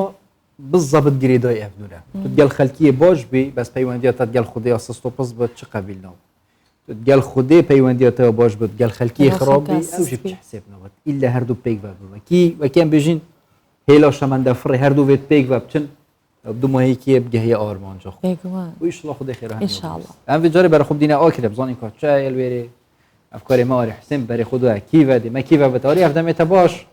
سپاس بۆ خودێ ژالیەکی بە شەوێت لەیلەت القەدر بلندتێ ڕاگرتن پیرۆستێن ڕاگرتن ژالیە خەلکی بەش ئالیە دنجیڤە ئەو بڕیارە هاتیە دان ژالیە حکوومەت هەرێما کوردستانی و دوو هاتیە دان دلێ خەلکی گەلک خۆشتکریە بازار ژێ گەرم لێ هاتینە پێشوازیەکە زێدەتر و باشتر ژ بووی جەژنێ تێکردن ئەماش هەردووکە بوومە بەحەسکە وتنۆف مزگەفتێت دابزانی کە ئاکرێت چ هەیەش هەردوو ڕەخاوە بله جوان اف دمیاجی باش بیتن اف شول آکری ام دنوا مزگفته که داد گلوینه مخواست کن بین نام مزگفت جبر که و چند روزه کن امید کبیت نوا شوین پیروسین ماه رمضان دا کو وگوی چند روزه کنویت ما شوین دوان شوان دا مسلمان باشه که مسلمانان خازن کد نوا مزگفتان دا ننون ایدی نوستن بهلم بینت نوا دا ذکر و طاعت خود تعالی بکن ادویره دا ما مستای آینی و مزگفتید گلمه کو پیشتر جوان گوتارخا پیش کشت کر او سنتات کن مجد خود کن ین گریدا دای وان شوین پیروز و ویرا دا فر ام بزانین ایدی کاود نوا وان شوان دا بحثا چه تشید کن چوا ذکرت تکرین لآکری دالیا که دیش دوا که تمام جبه دای کاور که پارزگاه دو که جی جورا پاراسونان را گاند کو قدغه هات نوچونه یا جشن نامینیتن هات سفکرین الویرا مامستا عبدالخالق زیباری گوتار بیجو پیشنوی جوه مزگفت بخواد گلمنا سپاس سیدا بو و درفته اگر تو بحثا بنده بکی ایدی وان شوین پیروز دانگ بحثا چه تشید کن چوا ذکر خود کن نوا وان شوان دا هرسان جی کبریار خدغات نوچونه جینما یا جشن چند دل مسلمانان خوش کرد بله دەست پێکێ خێرهاتنا هەنگوت کەین کو ئەڤڕۆ ئەنکاتی نەڤێرە مزگەفتەمە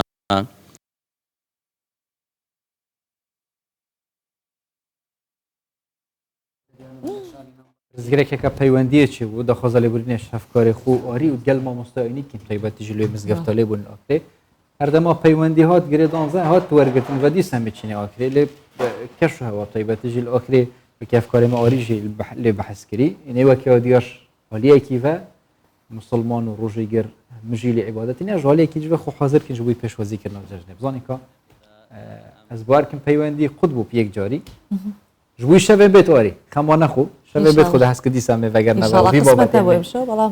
germtir û baştir bi hezkîn wekî me maje fikirî lezûbezek dê tekirim taybetî ji wî pêşwazîkirina cejnê çunkî hindek direng taybetî jî hikûmetê yani biryar vegeran ku destpêkî qedexe hebû lê spas bû xwedê nûkebû cejnê qedexenîne lê divê زۆر zêde yani harîkar bîn ser vê biryarê ku karanîna maskî ئەوانە بەڕاستی ئەوانە چۆنەڵە خۆمانی لێ بپارێزین وەک چۆن حکوومەتی هەرێمی کوردستان ئەو خۆشیە بۆ خەڵک فراهەم دەکات کە بتوانن ئەم جەژنە گەورەیە بە خۆشی تێپەڕن با ئێمەش ئاگاداری هەموو ڕێنمای خۆپارێزیەکان ببین و لەبەرەوەی کە جەژنێکی سەلامەت بەڕاستی بەڕێوەکەی تایبەت بۆ کچاسۆڤە ئێمە بۆ تایبەت بۆ ماچ و موچ چوار ماژوی ڕەخی چوار ماژوی ڕەخی ساعتێکی باش جا ژبانەوە بڵێ ئەو محەبەتەی لەناو خانمان هەیە بۆستە ژبان ئەو محەبەتەی لەناو خانمانێک ئاچن بۆ میوانی لێرە دانیان شخصاکان لەبەر دەرگا کە ئەڕۆینەوە لەوێ بیرمانەکەێتە هین چ بێژ نانە بەختێ خودێ نینە دێوە ئەڵیت تۆ قەشبانەبی لە دوورەوە جەژنەوە پیرۆز خودیش ڕۆژی نوێش قبیل کرد بگومان ئەم وەکو ژبان باسی کرد لە بابەتی چۆنەڵێت پێکەنینێک دەربچین بەس زۆر ئەبێ ئاگاداری خۆمان بیت نا باوشکردن و نەماچکردن هەر ئەوەی کە یەکتریە بین و جەژن بە یەکەوەین ئەوە شتێکی دیکەیە ئەوە شتێکی دیکە لەبەرەوەی کە بەڕاستی مەبەست لەوە چییە دوای ئەوەی کە جەژن تەواو بوو دیسانەوە پامنێرەکان وەرنەگرینەوە خوا نەخواستە نەخۆشخانەکان پڕ بوو بێتن قەرەبەڵەکان جێگەی نەما بێتن و هەروەها ڕێژەی بەرزبوونەوەی توشبووان بە ڤایرۆسی کۆڕۆنا بەرەو زیاتر بڕە بۆیە بعد چاوەڕوانی ئەوە بینکە تەندروستیمان باش بێت چاوەڕوانی ئەوە نەبین کە ببینین الحەمدولillah ڕەمەزانەکە خۆشمە دەرباز کرد الحەمدولillah لەخوا خودێ بکرد جەژنەکە خۆشتر ژیان دەرباسکین و هێدی توشبین و جانش دەستدام تایبەتیژی کۆڕۆنای گەهتە سەفڕی خەڵک ئینشاءالله ئەو ژیر سەربەتمینێت ئەم زیاتر خۆپارێزی ئینشاءالله ما ئەف شەڤەژی يكشوان شفت ليلة القدر وأفشفت جوت الصبوهية وكي بيغمر صلى الله عليه وسلم يونجي حتى ناف وقت كورونا فيروس ده هندك ما جا فيه تيني كركو الصبوهي قال لك فيروس تتحسب كرن يعني 23 25 27 حتى 29 أفشفت خد حسكت مناجاتا دنگ تايبت وسرود بيجا خد حسكت في شفه ام دلوا فيروس كين ينشيد قال ما دابن شبكة تايبت أفشفت تايبت يجي برقا دوي ام دي درباس كين ميوانت ما تايبت أفشفت خد حسكت حسام الدين ملا أمير ومولود خين وقلويدا أحمد شيخ عابد خدي حسك الدفجن شديد قل مدابد بخير هردو قلا بخيرات هردو ما شاء الله جنج و بجد خين جرمي هم دوزاني كا سرود بيجاته و دفجنيا وكاتشوي هم دوي قف كبريا لدن كا خين جرم ناجين إن شاء الله إن جا لقلوش بتمنيان بيت أبي أو برسالك إن سرتاتنا چند سالك كدستان كردو بكارك ما شاء الله تمنتان گەنجە بابزانی چەند ساڵێک پۆر گەلمە نەبی وەختێ جەماعەت دیسان و با پار لەگەڵ حەزەکەم بزانم چەند ساڵە لەگەڵ ئەوە پارێزانین ئەوە ساڵێکمان تێپەڕان دەی باشمان بەرنامەکەتان لێ دەکەم بەڕاستی جێ پەنجەتان دیارە کە مانجی ڕەمەزانان بەرنامەی ئەوها پێشکەش دەکەن دەستخۆشتان لێ دەکەم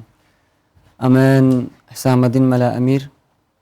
لە تەمەنی 6 ساڵیەوە ماشەڵڵا لەنە ئەو بوارەدا بوومە کە لەگەڵ بابم ئەو قورئان خوێنم و دخینە لە تەمەنی 6 ساڵ و تاسە ئینشاءالله الحەمدولillah بەردەوام ماشەڵڵا کاتەها ئەڵێ بە ڕیش نییە بە ئیشە وای خودش هاو بالضبط وای یاخۆ بجابی هەردووکێت هەین ئاخر هەردووکی ڕێژی هەوڕێژ ئیژێت هەین. بەخێر هاتن سەر سەرچاو کاکە چەند ساڵە بەردەوامە لەگەڵتان لا من نزیکی هەر لە مناڵیەوە دەبژنم ئێوە ئێستا هەمووتان لە مناڵیەوە گەروە وتە چەند ماوەی دەف هەن ساڵێک لەگەڵ؟ بوونیوە لەگەڵ گروپی ڕەوضە کاک سەید هاوڕێ ساڵێکە پێکەوەی لەگەڵ ئەم برایانە گروپیەوە چەند کەسن؟ گروپی ئەمە تقریبان 5 کەسی من و ئەو هاوڕایانەی کە پار سێ کەستان هاتبوون یا دو هەر هەرم دوانێت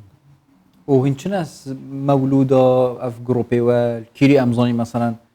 تشتێکی ببینین گروپێوەی کری بەشداریەوەت مەولود خینەدا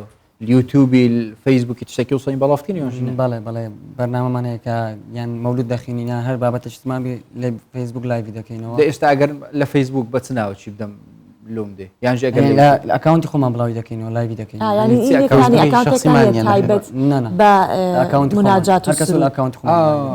دەوزە محاولێ بکەن ئەکاونتەشیدانی تایبەت بە گروپەکەی خۆتان وڵی ڕەوڵ سەبر بەڵێ سەبر پۆستی بڵاو دەکەین بەس لەبەر ئەو نەخۆشی ماشەڵڵا شتەکان کەم بووە دی ئیشەڵڵا باشتر لێ بێت و ئەف نەخۆشیێژی شناو بچێت بژۆ ناوێ خودێ لێ بینی ئینشاءالله بەس پێشەوەی حەق و حساباتە چی با بکەین چەند بەرهەمتان حازر کردو بۆ ئەوەی بە پێی کاتەکەش والله بدلنگو حظك تسبين دار او نعمة تاخذ اياها دير جا بودسم كامله ان شاء الله حتى سبيد دست بكم مش دارين اخوري قوي خدينا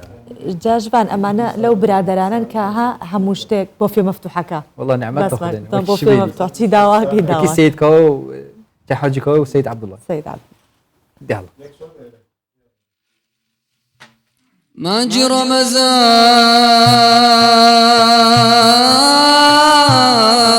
اي مانجي قرآن مانجي سر لنوي بو جانا ويجان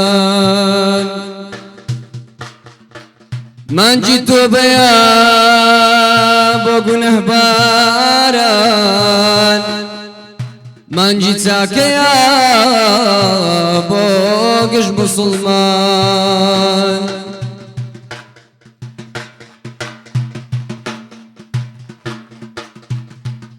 مانجي دار بزيني قرآنا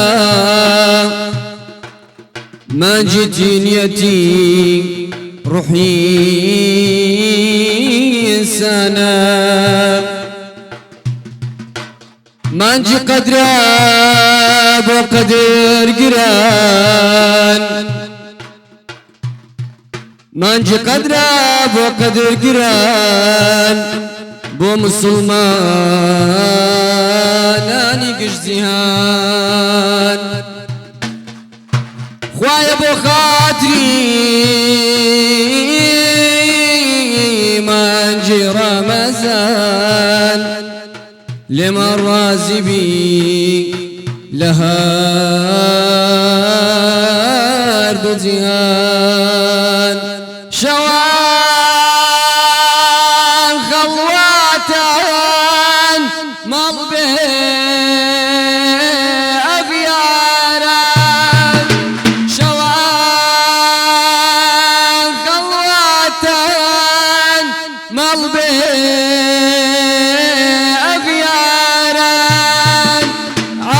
قش لخو دوست خبر داره عالم قش لخو الله بداره يا رسول الله نزار فرما يا رسول الله نزار فرما يا حبيب الله نزار فرما يا رسول الله فرما درمان دردك محمد نوام درمان دردك محمد نوام عكسي رخساري بدري الدعوة عكسي رخساري بدري الدعوة رسول الله نزار فرما يا رسول الله نزار فرما يا حبيب الله نزار فرما يا رسول الله نزار فرما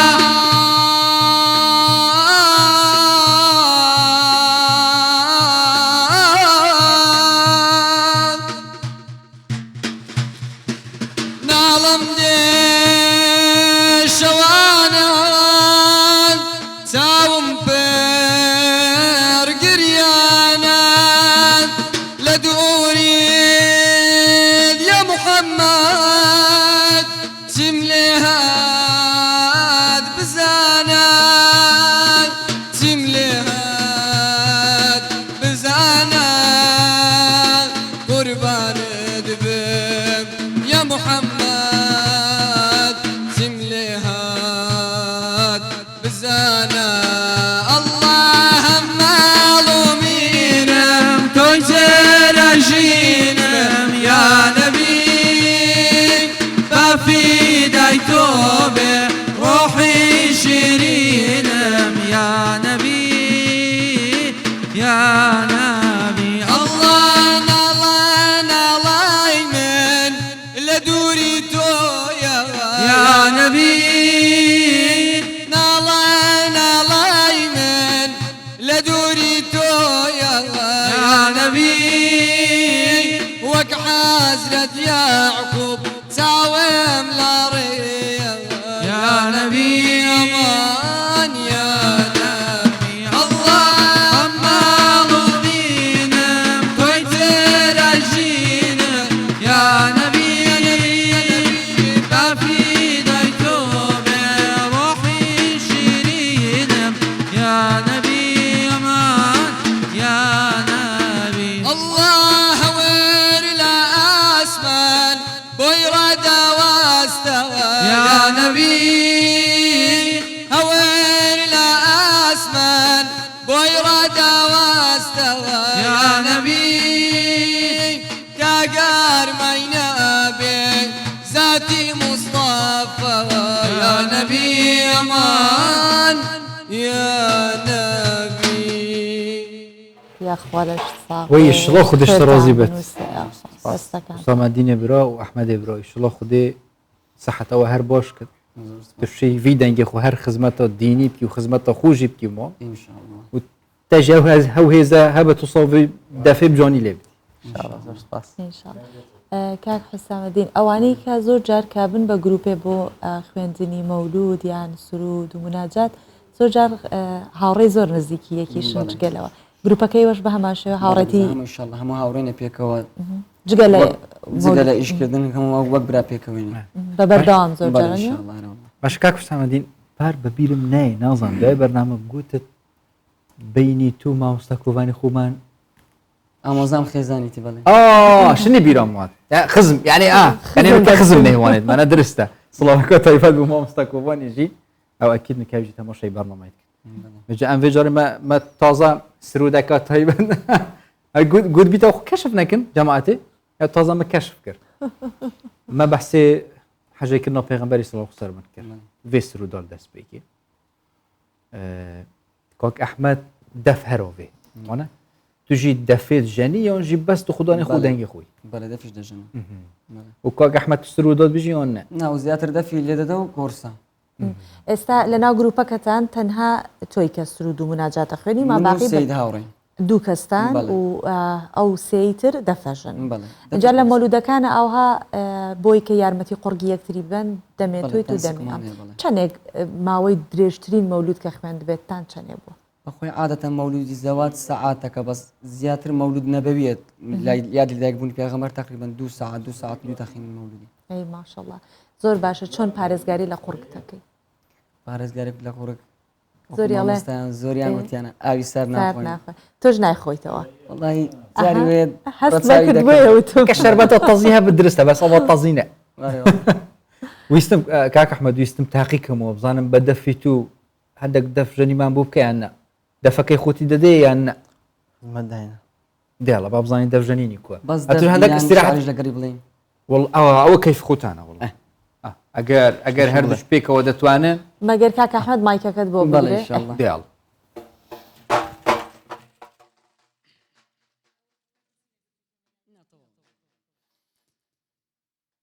عمرك امروي بغفلة طاقة لاوي إنما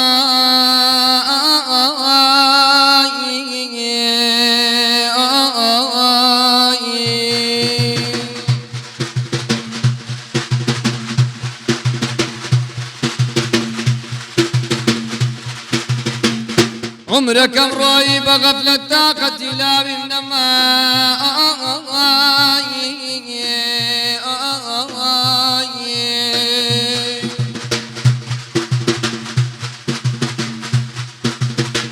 باري عصيان بقرانا كوتم وبشتم سما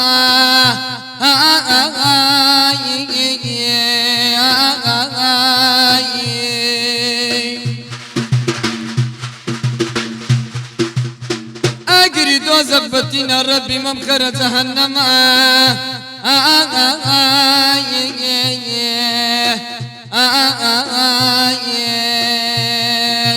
من حجاري قابته ما بتوانا وذلل روسيا وشر مزار من لميدان يخليل ساوروني رحمته ما بوم بالنيري يقدليل قال لا يفابهم وباري تعفهم كفاي زليل قال لا يفابهم وباري تعفهم كفاي زليل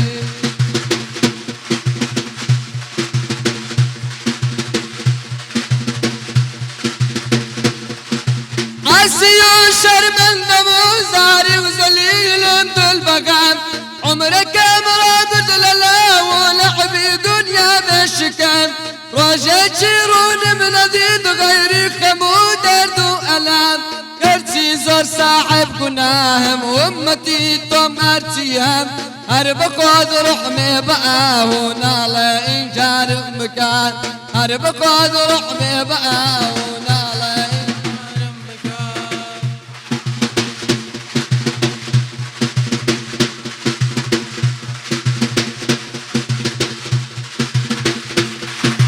وقت عزرائيل كذب وقصدي قبض جاني لشكري ابليس ديب وغارتي ايماني من دستدايك يا شيوان ويل فرز ثاني من اين ساري كاتش بار بصد هزار وجاني من زوبقا هواري من لو وزعي قرطار بكان زوبقا هواري من لو وزعي قرطار بكان دستو دنجت أخوش دەشت الله يعافي من دست بك لو قوتم نكوك دوري دفجنين وأنا بس ما شاء الله هردوك ان شاء الله هذا بدف لدن دسمان فكر ديا وي دست خوش یعنی ئەوەڵ یەکەم جار کە چویتە ناو گروپی بەڵێ مەولودوانە یەکەم جار بەستە دەف كم زار كلام من ضلي بدف لدن دسمان فكرت او بلا بندستي باب پرورده وي خدي خير وي بن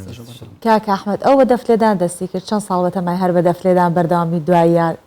دەنگێک هەڵدێ گەورە هەر بەهری دەفەکەیەوە سەوتەکەمان حەز ناکەیت یان هەوڵی ئەوەت نەداوە سپاس بخوا قورآنەکەم باشە الحەمدوللا پێشنێژیەکەم مزگەوتی باوکم شەوانی تەراویح و ئەوانە وي خدي خير بەس بۆ مەولود تۆزێ دەمانێتە دەست ئەوان وي خدي خير تبيانو بنفسي اي هردو بيك بنا ان هردو اكودو كومبلتكن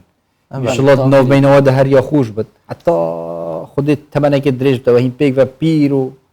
معظم بن هر وصا بيك و خدمه ديني ان شاء الله داو زارا باس راح تبدينا كاكو سام دين وني اتو دفجاني شي تايبات هي خود شتا شي تايبات بتني بس دفجاني والله سه شتێکی واشمان حاضر نییە بەس كيف اخو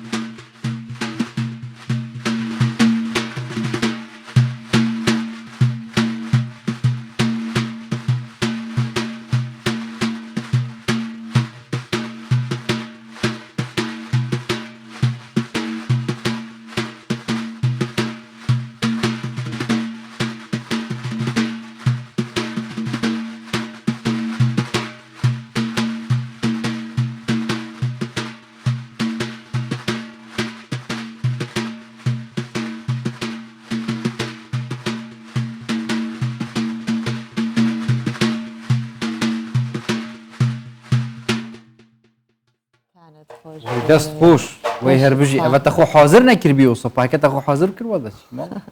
مۆژێ زیدەتر وی دەستت خۆش هەربژی کاک حسامەدین ئەوانەی کە مەولود دەخوێن سرود دەخوێن زۆر جار جگە لە زمانی کوردی بە چەند زمانێکی تریش عربی تورکی جەنابیشت بە عەرەبی تورکی ئەوانە ئەتوانیت مەولود بخوێنی ئەمانە هەمووی لە ناو کوردستان یا هیچ جار بۆ دەرەوەی کوردستانیش ڕۆشتون یا بۆ خوارو ناوەڕاستی عێراق هەر لە ناو کوردستان بووینە بەس هاوڕێیانمان جاروێ داوت کراون لە بۆ تورکیا وەکو مامۆستا عەبدولقادر داواتی تورکیا بوو مامۆستا مەلا نەوزاد داواتی تورکیا بوون ئەوانە بوون بەس بە خۆمان جارێ بەس لە ناو کوردستان بەشدار بووین ئینشاڵڵا بتان بینینەوە لە شوێنەکانی دیکەش ناوی مەولود خوێنی کورد جابزان ێستا بەرهەمێکتان ئامادە بێت کە بە زمانێکی تر بێت حەزرە شتێکی عربي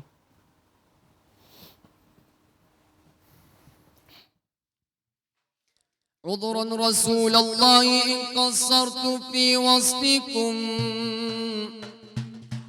فإن جمالكم لن يوصف عذرا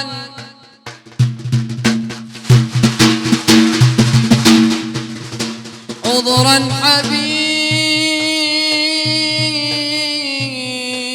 حبيبي عذرا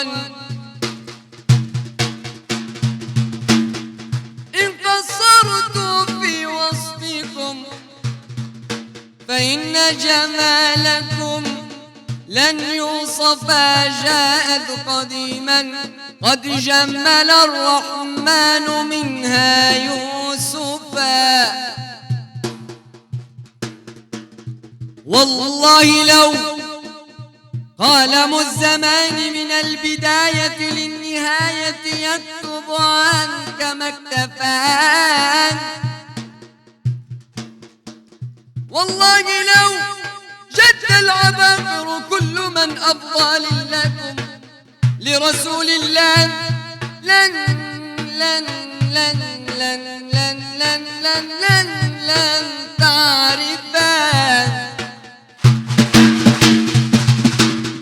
تكفي أن البدر يخسف نوركم لكن نورا حبيب لن يخسفان تكفي لقيا في السماوات العلا وبحضرة المولى الكريم تشرف أحمد يا حبيبي حبيبي سلام عليك يا عون الغريب سلام عليك أحمد يا حبيبي حبيبي سلام عليك يا عون الغريب سلام عليك أمن وسلام سلام عليك دينك الإسلام سلام عليك يا عون الغريب أحمد يا حبيبي يا عون الغريب أحمد يا حبيبي سلام عليك سلام عليك روح يا أحمد الله الله الله الله ما لنا مولى سوى الله الله الله الله ما لنا مولى سوى الله كلما ناديت يا رب قال يا عبدي أنا الله طلع البدر علينا من ثنيات الوداع طلع البدر علينا من ثنيات الوداع وجب الشكر علينا ما دعا لله داعي الله الله الله الله ما لنا مولى سوى الله الله الله الله الله ما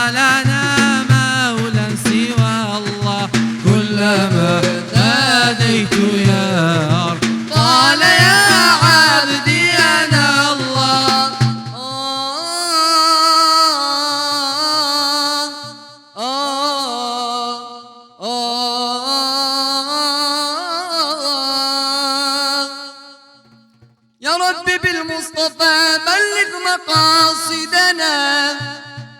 واغفر لنا ما مضى يا واسع الكرم صلوا عليه شفيع الأمة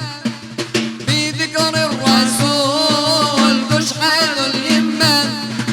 يا ربي بجاه النبي أزيح الغمة يا ربي بجاه النبي أزيح الغمة الصبح بدا من طلعته الصبح بدا من طلعته والليل دجى حبيبي من وفرته صلوا عليه شفيع الأمة بذكر الرسول تشحذ الهمة يا ربي بجاه النبي أزيح الغمة يا ربي بجاه النبي أزيح الغمة يا ربي بجاه النبي أزيح الغمة وی شڵە خودش ڕۆزی بێت و دەنگێتە هەر حوسڵە مینوت و دەفژەنینەوە هەر حوسڵە مینوت و خودی وە بخێر بنوێست ئینشاءالله خێرتان بنووسێ و دەستان خۆش بێت حەزەکەین ئیسراحەتتان بینێ بۆیە ماشەڵڵا ئەو مەسافەیە هەم سەختێکی زۆری هەم دەنگەکە لەبەر ئەوە بە هیچ پرسانێک ناکەم با ئیسراحەتێ وەرگێن فقط مولودة مثلا بوك فاغوستن وانا هیچ زیاده تفخینه چه سرودکی تخین همی مولود خواندن سر يعني پیغمبری صلی الله سر بالوصف پیغمبری اون جد شدی جهنه نه همون لسه پیغمبره من حسنه پیغمبری بوده هیچ کەسێ لە گروپەکەتان دەستی نووسینی هۆنراوە و شعری هەبێ بۆ سرودەکانی مەولودەکانتان یا هەمووی وەرگیراوە والله هەمووی زیاتر وەرگیرە دەبینی جاری وێ لە شعرێک بە خۆمان کۆپلێک دروست دەکەین جاری وێ بە زیاتر هەمووی وەرگیراوە بەڵێ ئەوە ئیوی دەڵێتەوە ئەو ئیوی دەڵێتەوە بەرهەمی خۆتان هەیە ئەمن دوو بەرهەمەیە بڵێ دوو بەرهەم خود نووسیتت نەخێر بەس یعنی کلیپم هەیە هەر خۆت و گروپەکەتن بەڵێ یانێکیان کوردی دانێکیان عەرەبیە ئەوانەش دەبی پێشکەش ئەوانە هاویستم بڵێم کامیان لەو دوو بەرهەمەت زۆر خۆشە بێت و مادەویتە پێوەی لێرەشە هەردووکی پێوەمان دەبینە هەردووکی پێوەمان لە ش ساڵێجا کامیانە زۆر خۆشە ئەومان یەکەم جار پێش هەردووکیم خۆشە دەبچێکی بەرەف دەفجەنی بچین ڕۆی ناولاوە کاک ئەحمەد لە سەرەتاش پرسی بەزدا وابزانم ئاگای لێ نەبوو چەند دەفت هەناتوو لە ماڵێ والله 11 11 دەف ماشەڵڵا چی هان لە هەمویان بەقەدرتر و قیمەتتر و ها تایبەتە لەکنێت والله ئەوەی لێ نادەم لێ هەرت گرتیا دەفی لەکەینی وەلەکنێتە دەفی کامکارانە هەدیەی مامۆستا ئەحسانی ئامۆزان بوو لە ئێران بۆ هێنا تۆ هەر لە ماڵە هەڵم واسیوە دڵ نالێ یعنی ئیلا ئەگەر چۆن بڵێن پروفایلی فیسبوک دی پاش دی پشتینگە سەکینە ڕاستمی پروفایل بزانانی کاچەوە ئەوکانی تر بابزین دەفەکانی تریشی هەدیە بوون یا هەری خۆی وڵی من زیاتر چۆنڵی نزیک لە ساڵی 2007ەوە لێرە زۆر سپاس بۆ مامۆستا ڕێبوار عەبدوڵڵا مامۆستا لێرە بەشداری کردووە مامۆستای منە الحەمدوللا ماوەی 4 ساڵە منی لە عازفی چۆنڵی تەکیەی و مەولودیەوە کرد بە عازفێکی ئەکادمی ها ئەو شۆ مامۆستا ڕێبوار نییە بەس لێرە نییە بەس تەڵەبەتی لێرەیە ئەوجا سوفان خانش دەیوتە دەبژە ئێستا یعنی بۆ سابە بە من و تۆ تەلەبە یەک شوێنین وە ماوەی 4 ساڵیشە بە هاوکاری مامۆستا ڕێبوار چۆنڵی لە زانکۆی تشتی نێودەوڵەتی دەرسی دەفەڵێنەوە هەموو ساڵێک نزیک تەلەبە زیاترمان هەیە لێ پێکەوە بە هاوکاری یەکتر دەرسەکان دەڵێنەوە دێبچە vێجارێ بوومە ها بەسەر هاتە چی خۆش بەسەرت هاتبی لەسەر دەفژنی شتێک توزانم تەقینەوەی دەفێکە ئاوا کاک ئەحمەد هیمدات ئێستا بەداخەوە کەوازی هێنا مە گروپی ئەحمەدیمان هەبوو لە هۆڵی میدیا ئەو بەوە ناسراوە کە زۆر تەکنیک و شتەکایتر جارێکیان دەفەکەی لە دەستەقی ئەوە زۆر خۆش یعنی هینجی لێرت حەوزر بین ها بەڵێ پێکەنین و شتاتە ناو مەدانیان خۆتان ڕاحەکە ساحەکە بێدەنگ و بەس کە ئەوە ڕوویایتر هەمووی دەستیان کرد بە پێکەنی چەپڵە و بەسەرهاتی ئەوها خۆش و ناخۆشە خۆشە دوای کە بازەکە لە مەولودێ ئەدیەت چت بەسەرهاتی والله عینەوە لە مەولودی دەف شەهید دەف بێڵەن شەهید دەبی ئەو مستەڵەحەکە شەهید دەبێت مستەڵەحەکەی جیاوازە خانەکە کەنوای پێ دەڵێن باقیەوەی کەش پێی دەڵێن تەقییان نە زارش خۆمان ینی چۆنەڵێ ئیمتیازێکە بۆ ئەو کەسێک کاگە دەف لەژێر دەستی شەهید بێت چی پێ ئەوترێت ئەو کەسێکە ینی تر بەناوبانگە بێ وەڵەن ئەو کەسە دەف لە ژێر دەستی شەهیدە بێ خوا بەوە نییە ینی گەر تۆ تا بەیانی من بە توان بیتەقێنم بەس بە شێوازێکی ئەکادمی جوان لێ بدەی ناتەقی بەس عادەتەن لە تەکی ئەوانە گەشەهی دەبێت گەرمە بێ بەڵێ بەجارە ناوێ خودی لێ بینین کار حوسەمەدین ما کوردی و عەربی هەردوو گوتن ئێستا سڕێکی هەند زمانە دەی هە بە خۆت بزانیت فارسی تورکیتان حەزێت تورکی دەڵێ ئەگەر تورکی فارسی بزانیە بەس دوای گلەیەکشم هەیە ها بەڵێ باشە تورکی عەربی فارسی ئەد بادینی زاراوی بادینی کوردی ئەویشمان هەیە ئەکید بەیان هێش گلەیەکە وڵی هەباش نەبی ئەدەمادەم بە ئەبا و زەرە بادینی بی کوردی عەربی کوردی یەکەم سوڕانی کوردیە دووەمجی بۆ بادینی ناوێ خودی لێ بی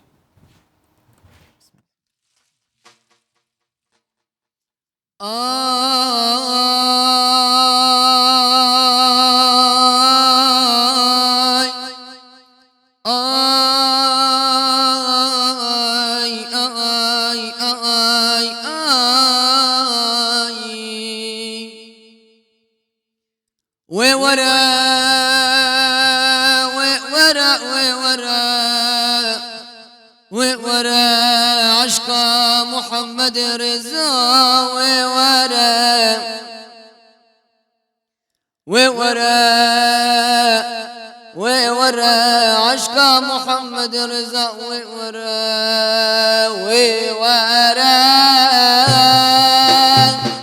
عشق محمد رضا وورا سنة أحمد رضا وورا صبايا خير وورا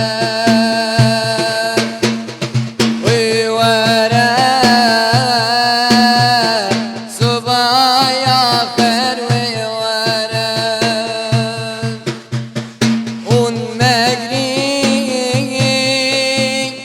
دايق يتميى بلندا اسمقري دايدك ما يا بلندا والمقري صبايا خير وورها يا وورا عشق محمد رضا وورا سنة أحمد رضا وورا صبايا خير وورا صبايا خير وورا ويش الله خدش ترازي هربجي خدي بخير بسف گلەیت نەما لا والله تەواو صبح آخر وي ورا آخرات دي هر إيد إن شاء الله تماني مي دريج بتي كرد بت آخرات هر يال بيش يوم جا خدش في رازي بت يبغى عملك صالح بكو عمل الصالح جواكي حتى وري ما أمريكا جي شرطين إلا بس تروجي ونفيجا روجي ونفيجا تاك ريدا تعاملات ديال خالكي هردو بلاي وغريدانيا داتو آخرات خال جا إن شاء الله أفيج شوان عملات هم خير يعني عبادات بتحسب كرن وهم جي يعني كتبي جي كيفك بجوي مسلمان طيبة تجي فان شبت بيروز بەڵێ بەتایبەتی کە ناوی پێغەمبەر صلی الله علیه وسلم و هەندێک دەستەواژەی تیا بەکارهێنرێت وەکو تەذکیرەیەک وایە شتت بیرە خاتەوە کە بە فجار بحث حتى بحث الذكري كر ذكروا أو شتانا يعني دور لدف شتشي تايبتان هي ذكري تايبت لنا وما نجي رمضاني بيروز تسبيحات تهليل لا والله بس يعني ذكر زياتر ما هو ذكر لا تشا ذكري لا تشا ذكري ختمو ذكر جو تشتكي وصاوة هي يونا لا والله نيت ما بخويا ئێوە لە ناو مۆلودەکانە ذکر و هكاك أحمد شتشي أري بزاني كات بيش نيارة كات والله اللهم يا حنان زياتر رمضان يعني دعاء رمضان ئێمەش أو ما بيش كشكن أو هل ناو ما نجي رمضاني بيروزين بقى دعاء كوتاي دي الوداع إن شاء الله أيوه الوداع بيك والوداع شو كان لقب الوداع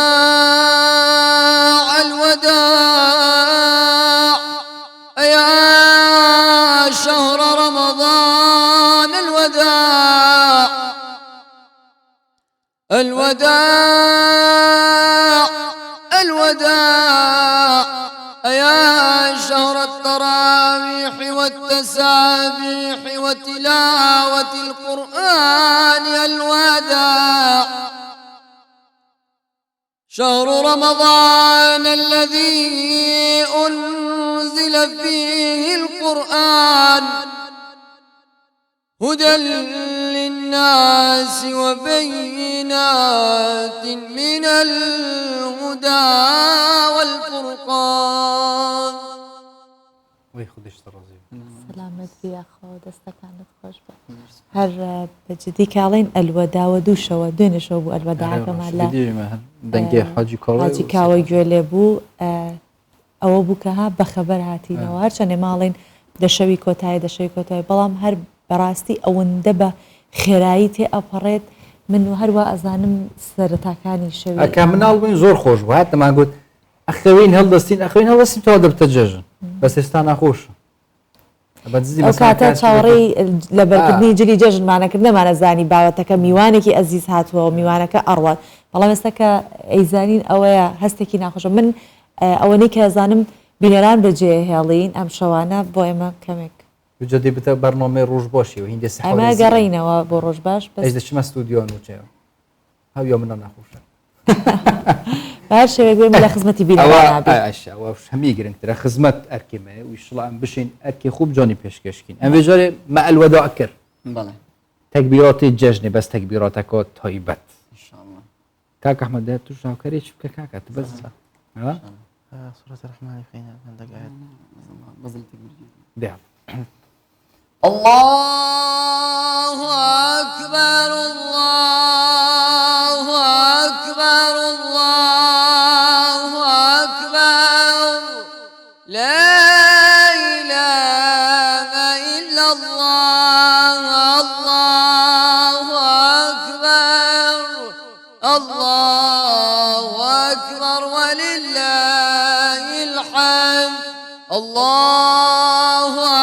أكبر الله أكبر الله أكبر لا إله إلا الله الله أكبر الله أكبر ولله الحمد الله أكبر الله أكبر الله أكبر لا إله إلا الله الله أكبر الله أكبر ولله الحمد إن شاء الله بسلامة ولله وججنو إن شاء الله جومان لبيت لمزقوتكانا ئەو بەیانی کە هەڵستین جا ئەو سنەتەی پێغەمبەر صلی الله علیه و سلم کە خواردن بخورێتەوە دەنگی خورما یان هەر شتێکە و بەرەو مزگەوت پیاوان بەڕێ دەکەون خانمان بەڕێ دەکەون بەڵام ناو کوردەواری خۆشمان شتێکی تر هەیە جگە لە خورماکە خواردنێکی تر دەیانرێت فاسۆلیا و برنج کە ئەگەڕێنەوە لە مزگەوت ئەوەش تاموچێژێکی تایبەتی خۆی هەیە ڕۆژانی تر خۆ فاسۆلیا برنجە خۆین وەنیە بس ئەو تاوچێژەی نییە بەسی ڕۆژێژنی ڕووناهی ناف ماڵێەوە جدایە دەفمە بخۆ هەر تشتێک جدای شڵە خودێ ئەوێ خوشیە جژنی ئەفسەڵە قیمە بکرد سەحەتی بدە هەر کەسێکی يعني ما هيفك شلوب تمامي خالصا لوجه الكريم ما قرب بروجين نفيجو طاعات او هو قبل كتو بقينات نوف خوشيا ججن جدا هر دكتان لمانجي رمضاني بيروز لشان مزقوتي دابو مثلا اگر مولودك بي يعني بتايب ام ججني باسكم لشان ججني التكبيرات الشدده يعني والله امن بخوم باب من مزقت الشيخ تسوليا زياتر الشيء بيستحب داد نشتين تا 12 شو مولود داخل را باشن دابا صلاه التسبيح بس اوصل لبر او نخوشيا هميش راوستا بس صلاه التسبيح تكري وتراويح تكري خارج نكرا بلا مولود الصلاه زياتر كل يوم در مولود مان داخين دو صلاه التسبيح تكري كاك احمد لشان مزقوتي والله من هلا مزقوتي خومان مزقوتي نوع شهيد يعني جاء لا مزقوتني باكم بجنجو تاخينا وي خدي الصلاه ميت تايبات بابت وهردو خدي خير وانا بنويس بس ان شاء الله ما داعنيش نسبيشو صباحي لان يرجع عشاء وهتا نرجع يعني وی خودی ئیشڵا بێگومان ڕەچاوی ئەوەشەکەن ئاگاداری خەڵکە بن کە ڕێنمای ڕەچاوی دووری تەندروستی نێوانیان بکەن. هەم هاینانی بەرماڵ هەم ماسک ئەوانە لەسەر ئامادەبوانی مزگەوت هەمووی حمید پاراستی بن مەیت مۆین دوو بەرهەم فۆرسیەک و تورکیەک مۆنە مادلی خۆتان دینۆڤی خودی لێبی نەکۆدی کیشکی هەلبژێری چکی مەیت مۆین 10 دقیقە بەرهەمێکی بێژە پشتینگەم دە خۆڕ خۆزن دە بەرهەمی دیژی پێش بەرهەمەکەم لە ساڵی 2019 تەنزیل کرد کوردی بوو ئەوتان پێشکەش دەکەم یا الله ناوی خودی لێبی يا رسول الله بوانك ناوت سنخوشا يا نبي عرقت قولا وعزيزك بوند وانا وشا يا رمضان الله الله الله الله الله الله يا الله الله الله الله الله الله يا الله بنعود محمد بوانك قال شيرين عزيزك نعود محمد بوانك قال شيرين عزيزك سرت ببالاد يا رسول الله شعلي نورينا يا رمضان الله الله الله الله الله يا الله الله الله الله يا الله يا رسول الله بوانك ربك كردستان عزيزك رسول الله بوانك ربك كردستان عزيزك أنت مخامة يا رسول الله لسر ملادا يا رمضان الله الله الله الله يا الله الله الله الله الله يا الله بمست حيران بوانك شاي مردان عزيزك يا مست حيران بوانك شاي مردان عزيزك هرباياتيتو يا محمد جان سوبا قريانم يا ريار مدان الله الله الله الله الله يا الله الله الله الله الله يا الله یاخوا لە شتان وی خودش تەڕازی بێ جا ئێمە ئەگەر لە ژووری کۆنتترۆل و ئاماژی ئەومان پێ بکەن کە دوا بەرهەم ئەمان پێشکەشیکان ئێمە خۆحافزی خۆمان بکەین 5 دقیقە بجام دێ ڕێککەفتنێکی کین ئەدێ ئەم دێ خوداحافزیەکی بەس بجۆ ڕێککەفتنەمە گەل هەردوو برا تورکیە و فارسی تێگەل گەلە جداییات نێو بینە تورکیە و فارسیەدا بەس یەکەم پێشکەشکە دوای یەکسەر ئەوەی دیکەش پێشکەشکە نازان تحویلەکە بچۆنە چۆن نییە بە خۆتان دەزان بەڵام 5 دقەتان لە تایمە خۆحافزەکەماگەنی بۆ مشاری خۆدا کەزان چۆن بەزمە ڕێکەش ئەم ڕێککەفتی بۆی خودش فەڕازی دەستەکانتان خۆش بێت خۆشی باش شەفە دومەی کات مەشبیر نەکەن وەختی هین دوعاتکەم تایبەتیژت وان شەوێت پیرۆز و مبارەک دەف خودی دەف پێغەمبەر سڵاو سەر بن دوعا بۆ مەژی بکەن انشاءالله خودی بڕەحمە خۆ گەل هەمی بسەلمانە بکرد خودی ڕۆژین نوێژ و تاعات هەمی مسلمانە قەبول کرد. ئینشاءالله ئەوە لە یاد مەکەن بۆ ئەو نەخۆشانەی کە ئێستا لەسەر قڕەوێڵەی نەخۆشخانەکانن بەم پەتای کۆرۆنای گیرۆدەن یا هەر نەخۆشیەکی دیکە با دوعای خێر بکەین ئینشاءالله بۆ جەژن هەر هەمویان بگەڕێنەوە ناو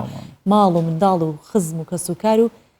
عایلی خوان ئینشاءالله خێر و بەرەکەت و سەحات. بەڵێ ئینشاءالله ئەم شەویش شەوێت بێت کە دوعاکانتان تێدا قبول ببێت و خواتان لەگەڵ و ماڵە. يا رسول الله سنجدت جلا يختم يا رسول الله سنجدت جلا يختم جاز جند زغلرام جز ياشم بلن يختم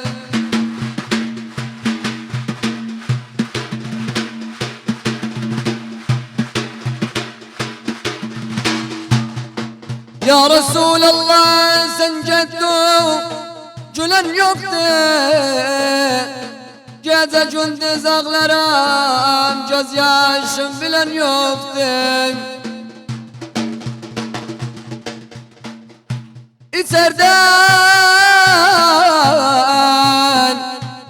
اتسردان ورمت قاب متصلن يقتل بشقال دردم عسمنا الله تم بشقال شمسم يخطي يا ديلا مختار أصحاب أنصار يا ديلا مختار أصحاب أنصار الله محمد آله عشق للآمال يا ديا مختار أصحاب أنصار مدينة منور إتسند بيغمبر مدينة منور إتسند بيغمبر قوقار مسشو عنبر قوقار مسشو عنبر أتسر جن اللاري يا ديلا مختار يا ديلا مختار أصحاب أنصار الله محمد آله عشق للآمال يا ديا مختار أصحاب أنصار محمد عشق واسبوعنا زوق محمد عشق واسبوعنا زوق سودا سنن شوقي سودا سنن شوقي أتسر جن اللاري يا ديلا مختار يا ديلا مختار أصحاب أنصار الله محمد آله عشق للأمان يا ديا مختار أصحاب أنصار مسلمانا جعالس إذكاري خش حيرانا نراني شرعينه بويم نكافر از مسلمانا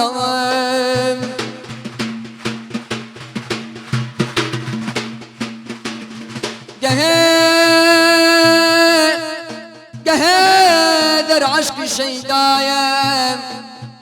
قهي مجنون رسوايم قهي